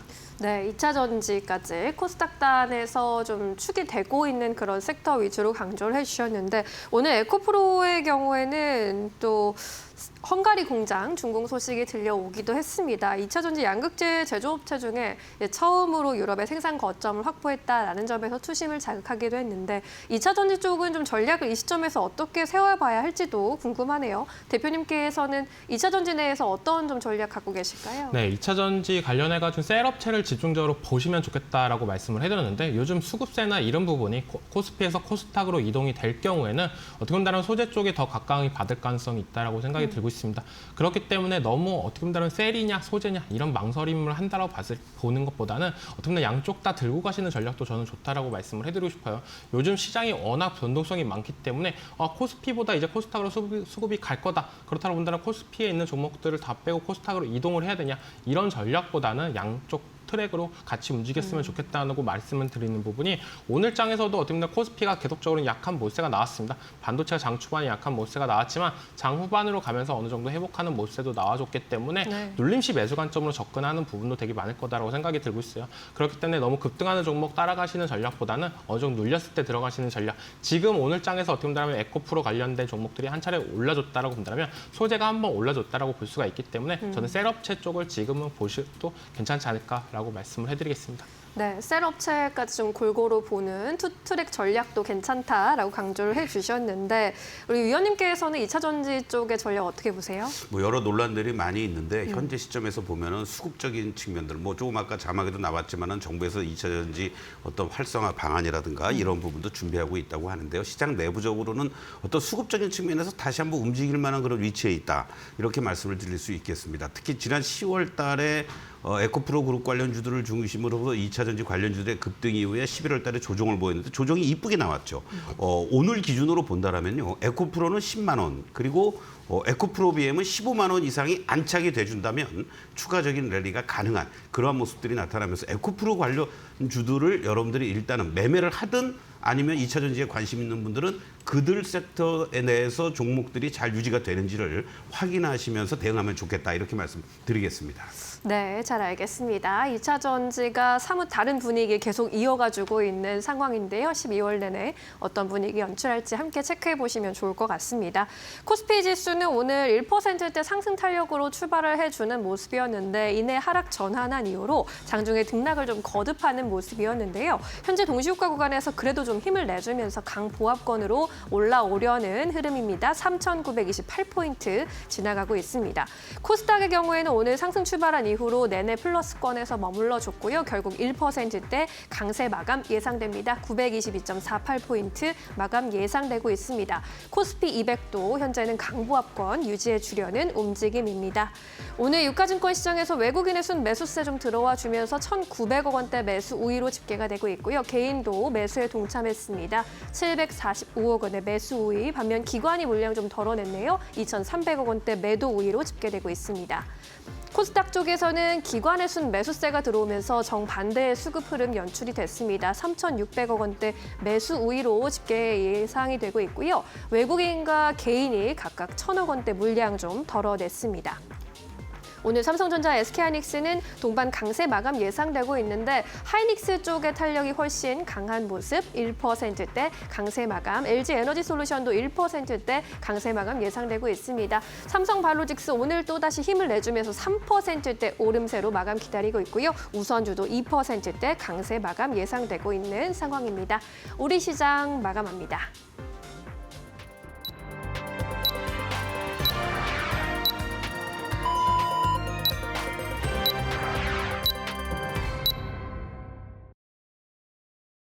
네, 12월 첫 거래일 국내 증시 마무리가 됐습니다. 오늘도 우리 시장은 대형주보다는 중소형 개별주 중심으로 매수세가 이어지면서 코스닥이 상대적으로 탄력적인 움직임이 특징적이었는데요. 그러한 가운데서 금리 인하에 대한 기대감이 커지면서 제약바이오 관련된 기업들은 그래도 힘을 내주려는 모습이 나타났습니다. 트레이딩 뷰를 통해서 조금 더 자세한 종목별 마감 상황 확인해 보도록 할 텐데요. 먼저 유가증권 시장 확인해 보도록 하겠습니다. 오늘 유가증권 시장 특히나 반도체 관련된 기업들 11월에 수출 데이터가 발표가 됐는데요. 또다시 역대 최대치를 기록하는 것으로 확인되면서 반도체 수출이 여전하다 체력이 확인이 됐습니다. 그로 인해 삼성전자와 SK하이닉스가 오늘 일제히 상승 마감하는 데 성공했고요. 하이닉스의 탄력이 더 두드러지는 하루이기도 했습니다. 방산 관련된 기업들은 오늘 전반적으로 좀 힘이 빠지는 모습이었는데요. 도널드 트럼프 미국 대통령이 우크라이나 종전에 대한 언급을 하면서 이로 인해 방산주들은 매도의 움직임이, 그리고 재건 관련된 기업들은 상대적으로 탄력적인 움직임이었습니다. 이와 함께 오늘 2차 전지 관련된 기업들 좋았습니다. 정부가 또 다시 2차 전지를 살리기 위한 부양책을 내놓을 것이다라는 이야기와 함께 ESS의 수출 데이터가 잘 나왔고요. 여기에 에코프로 그룹주들의 호재까지 더해지면서 LG에너지솔루션은 1% 이상의 상승률 나타났습니다. 다만 오늘 조선주, 원전주들은 힘이 빠지는 모습이었고 나왔고요. 금융 관련된 기업들 같은 경우에는 전반적으로 오름세가 보이면서 마감을 했는데 역시나 3차 상법 개정안에 대한 기대감이 유입되고 있는 것으로 보이고요. 삼성 바이오로직스 오늘 강한 상승 나왔습니다. 바이오 관련된 기업들에 대한 기대감 이어지고 있고요. 오늘 HMM과 같은 해운 관련된 기업들의 움직임도 괜찮았는데요. 해상 운임비가 이제는 바닥을 딛고 반등할 것이다라는 이야기가 나오면서 투자 심리가 개선됐던 하루이기도 합니다. 다음으로는 코스닥 함께 살펴보도록 하겠습니다. 코스닥의 강세가 굉장히 눈에 띄었는데 그러한 가운데서 오늘 삼천당 제약은 3%가량 상승했지만 펩트로는 6%가량의 하락세가 보이면서 비만 치료제 관련돼서도 희비가 좀 엇갈렸습니다. 펩트로는 릴리와의 관련된 이야기가 조금 연기될 수 있다라는 이야기가 나오면서 이런 투자 심리가 좀 위축됐고요. 파마리서치는 무려 15%가량 하락세를 그렸지만 휴젤이나 클래시스는 강보합권 혹은 3%가량 상승하면서 미용 관련된 기업들 안에서도 움직임이 다소 엇갈렸다는 점 참고해 보셔야 될 것 같습니다. 오늘 시장에서 단연 눈에 띄는 상승을 보였던 건 에코프로 그룹주들입니다. 헝가리에 대한 양극재 증설에 대한 기대감이 더해지면서 이로 인해 에코프로는 무려 10%, BM은 6%가량의 상승력이 나타났고요. 레인보우 로보틱스는 오늘 빠지는 모습이 나타났고 SPG도 약보합권 수준에서 머무르면서 오늘 로봇 관련된 기업들 일부 종목을 중심으로 매수세가 유입됐지만 대형주를 중심으로는 차익 매도 물량이 좀 출회가 된 것으로 확인되고 있고요. 반도체 소부장 관련 기업들 몇 종목을 중심으로 희비가 좀 엇갈렸습니다. 이오테크닉스 6%가량 상승했고요. 주성 엔지니어링, PSK 그리고 동진 세미캠, 고영 테크놀로지까지도 두 자릿대 강세를 보이면서 장비단의 움직임이 상대적으로 좋았다는 점 또한 체크해 보시면 좋을 것 같습니다. 네, 이렇게 코스닥의 움직임까지 함께 살펴봤고요. 그렇다면 지수가 어떻게 마감되는지도 확인해 봐야겠죠. 심인영 앵커 전해주시죠.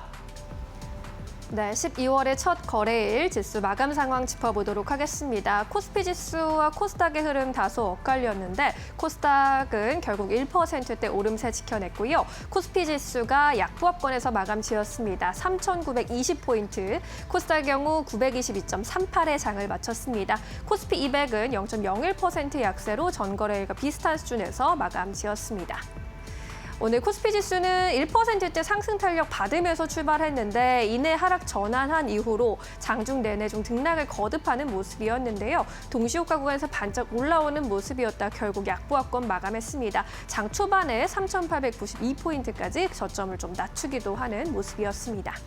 이어서 코스닥의 일중 흐름도 살펴볼까요? 코스피와 함께 1%대 강세로 튀어오르면서 출발을 했고요. 장중 내내 플러스권에 머물렀습니다. 장중 고점 933포인트까지 오르기도 했습니다. 이어서 오늘 코스피 지수 안에서 외국인의 수급 동향 살펴보도록 하겠습니다. 2천억 원대 매수 우위로 집계가 됐고요. 반면 기관이 물량을 덜어내면서 외국인과 기관의 수급 공방이 펼쳐졌습니다. 기관은 2,300억 원대 매도 우위로 집계가 됐습니다. 코스닥 시장에서는 정반대 수급 흐름이었는데요. 기관이 3천억 원대의 순매수로 대응을 했고요. 반면 개인과 외국인이 각각 1,000억 원대 물량을 좀 덜어냈습니다. 오늘 외국인은 어떤 선택을 했는지 오늘 외국인의 순매수 상위 종목들 살펴보도록 하겠습니다. SK와 하이닉스와 삼성전자로 다시 외국인의 수급이 좀 쏠려가는 모습이었고요. 방산주의 약세 속에서도 현대로템은 외국인의 선택을 받았습니다. SK 스퀘어와 두산의 경우에는 지주사 안에서 외국인의 선택을 받았고요. 배당 확대에 대한 기대감 주가에 반영이 되고 있는 상황입니다. 알테오젠과 파마리서치, 삼천단제약이 코스닥 제약바이오단에서 외국인의 순매수세에 이어갔고요. 에코프로비엠 역시나 외국인의 주목을 받았습니다. 원익홀딩스의 경우도 반도체에 더해서 로봇 사업 확대에 대한 기대감이 주가를 끌어올리면서 외국인의 순매수까지 받아가는 흐름이었습니다. 오늘 현대로템 같은 경우에는 장중에 약세를 보일 수밖에 없었죠. 트럼프 대통령이 주도하는 러시아 우크라이나 종전 협상이 탄력을 받고 있다라는 소식에 방산주 전반의 투심이 좀 흔들리는 모습이었습니다. 결국에 현대로템도 3%대 약세로 마감을 지었고요. 장중에 17만 원 선 내려가는 모습, 16만 8천 원까지 좀 저점을 낮추는 모습이기도 했는데 결국엔 17만 원 지키면서 그래도 마감을 해줬고요. 이 와중에서도 외국인은 순매수에 나섰다라는 점 특징적이었습니다. 이어서 코스닥 기관에서 또 어떤 선택을 했는지 살펴보도록 할게요. 먼저 코스닥단에서는 ISC 최근 기관의 순매수세 집중이 되고 있는 상황이고요. 역시나 에코프로비엠 기관의 선택을 받았습니다. 로봇주들이 선방하고 있는 가운데 레인보우 로보틱스, 로보티즈와 같은 전통적인 코스닥 로봇주들도 외국인에 더해서 기관의 선택을 받았습니다. HL만도의 경우에도 주력 사업인 로봇 액추에이터 사업에 대한 기대감으로 기관의 순매수세 이어졌고요. SK하이닉스 기관의 순매수세 가져갔습니다. 대형주 안에서 또 KB금융도 눈에 띄었습니다. 이제 배당 확대에 대한 기대감 역시나 나타나는 모습이었습니다. 오늘 코스닥단에서 에코프로비엠 외국인과 기관의 순매수 상위 종목 5위권에 함께 이름을 올렸습니다. 헝가리 공장 준공했다라는 소식이 오늘 강력한 모멘텀이 됐고요. 국내 2차 전지 소재 업체 안에서 유럽에 대한 가시권 가장 먼저 넓혔다라는 점에 시장 크게 주목했습니다. 결국 종가 기준으로도 6% 상승한 15만 8,900원에 마감 지었습니다. 네, 이렇게 오늘의 수급 특징주까지 한번 짚어봤고요. 이어서 오늘 시장에서 놓지 말아야 할 3가지 포인트 고은별 앵커와 함께 정리해 보시죠. 네, 파이널 포인트 3가지 알아보도록 하겠습니다. 오늘 먼저 첫 번째 포인트는요, 보안 관련된 기업들입니다. 11월 29일 날 쿠팡의 개인정보가 유출됐다, 해킹됐다라는 소식이 전해졌습니다. 3,370만 명의 정보가 해킹이 된 것이고요. 단순히 아이디나 비밀번호가 아니라 실제 거주하고 있는 주소라던가 구매 이력까지 함께 유출된 것으로 알려지면서 사회적으로 큰 파장이 일고 있는 상황입니다. 오늘 오전장부터 이로 인해서 보안과 관련된 정부 정책이라던가 아니면 기업들의 수요가 증가할 것이다라는 기대감이 더해지면서 사이버 보안 관련된 기업들의 시세가 굉장히 강하게 분출됐던 하루였기도 했습니다.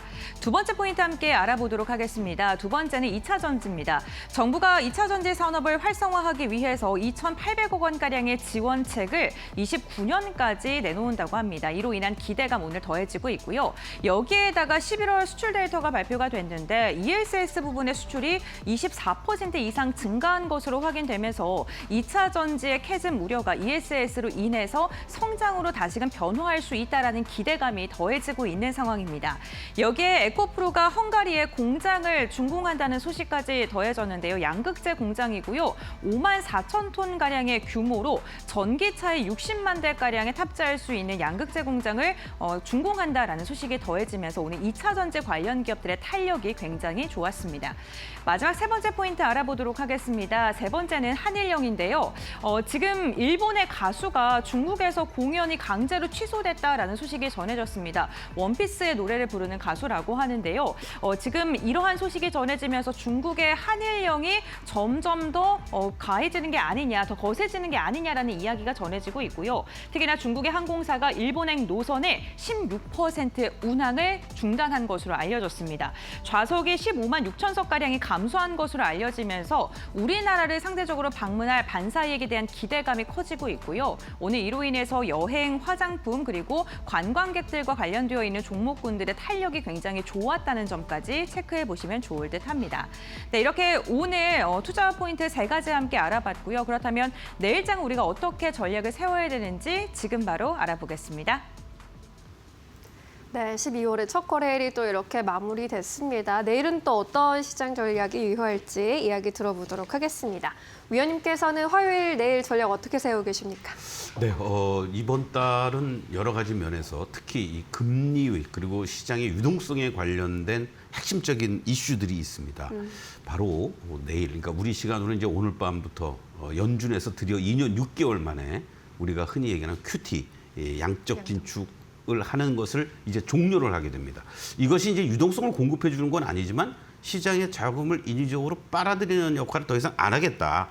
여기에 이제 발맞춰서 만약에 2일 날 파월 연준 의장이 연설이 있는데요. 12월 10일 우리 시간으로 이제 11일 날 새벽이 되겠습니다만은 금리 인하까지 만약에 단행을 해 준다라면 12월 산타랠리에 대한 기대감을 더욱 고조시킬 수 있지 않을까 이런 기대를 좀 해볼 수가 있겠고 아직은 뭐 확정된 건 아닙니다만은 정부에서도 적극적으로 부인을 하지 않습니다. 뭐 검토한 바 없다 뭐 이런 게 아니라 확정된 바 없다 하면서 바로 이 코스닥 시장 활성화 대책과 관련된 그러한 내용들이 발표가 된다라면 과연 어떠한 내용들이 담겨질지 그리고 진짜 코스닥 시장이 활성화시켜 줄 수 있을 만한 그런 어떤 정책적인 모멘텀이 나오는지도 우리가 좀 주목해 봐야 될 텐데 지난 주말과 그리고 또 오늘 이렇게 코스닥 시장이 올라왔던 것들을 감안했을 때 단기적으로는 한번 조정을 보였다가 가는 것이 더 좋지 않을까 이런 말씀을 좀 드리면서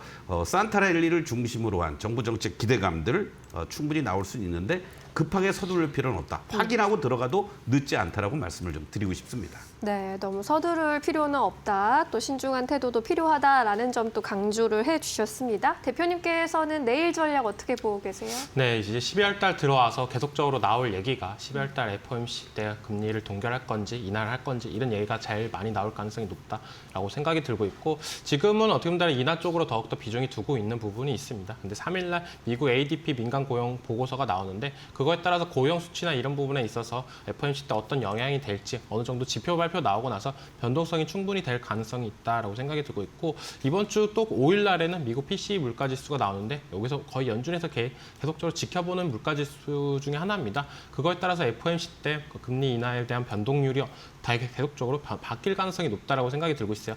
우리가 11월 달 들어와서 금리 인하가 계속적으로 거의 뭐 80%, 90%였다가 갑자기 30%대로 떨어지고 다시 50%, 다시 70%, 80% 되면서 지수가 계속적인 변동성이 나왔던 장세를 기억하셨던 만큼 12월 달도 FOMC 전까지는 어느 정도 변동성은 계속적으로 나올 가능성이 있다라고 생각하고 있고요. 그 다음에 이제 코스닥 대체 활성화 정책 관련해가지고는 다들 알다시피 정부 정책이 한 번에 만족을 시켜줄 수는 없을 가능성도 있다라고 생각이 들고 있습니다.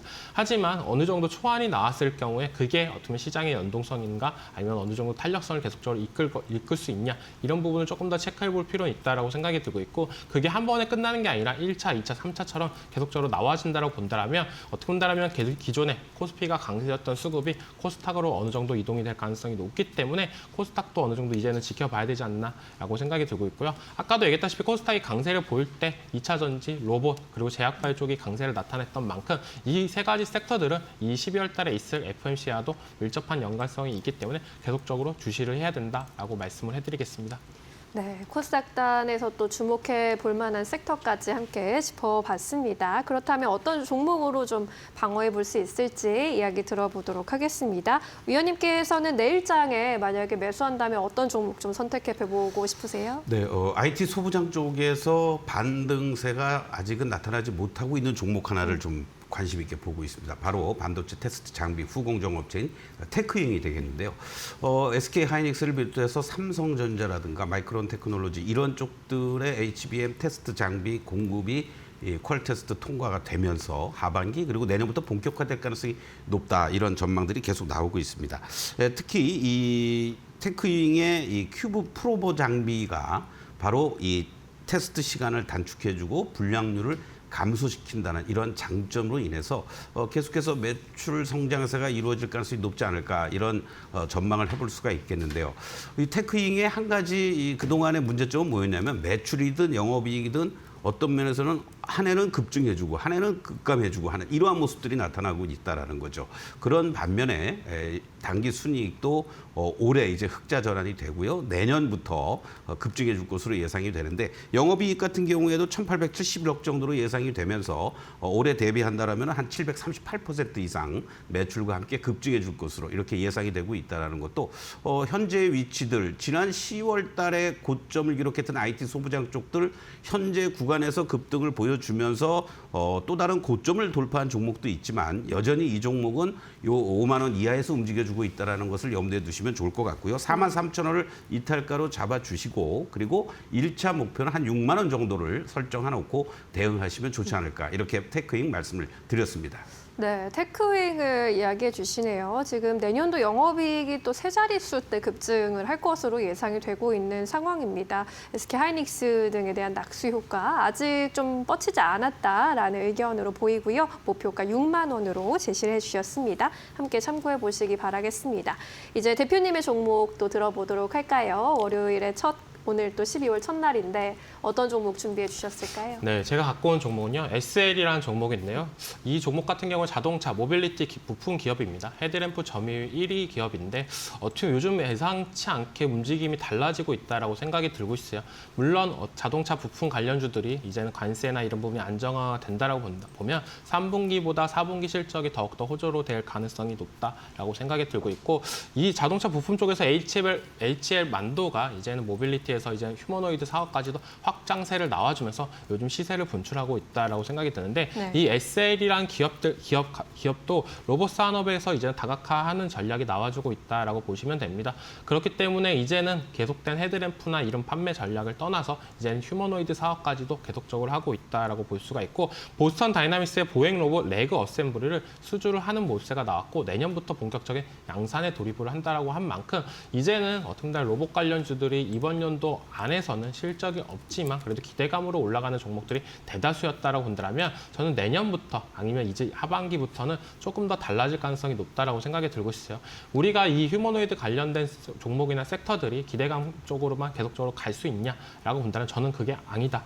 그럴 가능성보다는 어떻게 보면 실질적으로 수주나 이런 모멘텀이 계속적으로 살아있는 종목들을 집중적으로 봐야 된다라고 생각이 드는데 이 SL 같은 경우에 본업에서도 매출이나 이런 부분이 본격적으로 잘 나오고 그다음에 신사업인 휴머노이드 사업까지도 계속된 확장세가 나와준다라고 본다면 어떻게 본다면 신성장 동력을 받고 주가의 상승 탄력이 더 올라갈 가능성은 있기 때문에 지금 자리가 조금 더 매력적이지 않나라고 말씀을 해드리면서 목표가 같은 경우에 5만 원, 손절가는 35,000원을 제시하겠습니다. 네, 로봇주가 전반적으로 분위기 굉장히 좋고 관련 모멘텀 있는 회사들 위주로 주목을 받아가는 분위기입니다. SL의 경우에도 4분기로 갈수록 실적까지 또 좋아질 기업으로 짚어주셨으니까요. 목표가 5만 원까지 기대해 보도록 하겠습니다. 이렇게 종목에 대한 이야기까지 한번 만나봤고요. 내일 시장 한마디 요청해 보도록 할게요. 위원님은 내일 메시지 어떤 메시지 주시고 싶으십니까? 네, 오늘 뭐 코스닥 그리고 또 코스피도 마찬가지인데요. 섹터별로 종목별 차별화가 심하게 나타나는 이러한 모습이 계속 전개가 되고 있습니다. 결국 섹터 내 종목별로 산타 랠리를 기대하자. 이렇게 말씀드리겠습니다. 네, 종목별로 산타가 올 수 있을까요? 함께 기대해 보도록 하겠습니다. 대표님께서는 어떤 메시지 주시겠어요? 네, FOMC 전까지는 고용, 물가 지수에 따른 변동성 장세가 연출될 가능성이 높기 때문에 저는 FOMC 전까지는 현금 확보를 조금 해놓자. 그리고 본격적인 투자는 FOMC 이후로 하면서 산타 랠리를 기대해보자라고 말씀을 해드리겠습니다. 네, 좋습니다. 두 분 의견 잘 취합하셔서 내일도 좋은 선택하시길 바라겠습니다. 여기서 인사드릴게요. 고맙습니다.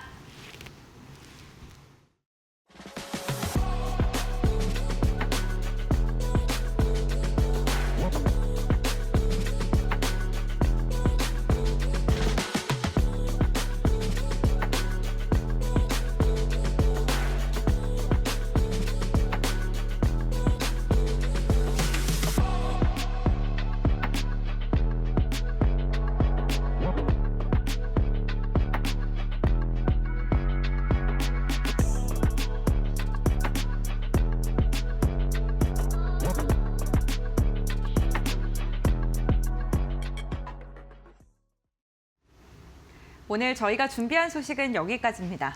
네, 내일도 2시에 다시 돌아오겠습니다. 시청해주신 여러분 고맙습니다. 오늘도 내일도 파이널 샷!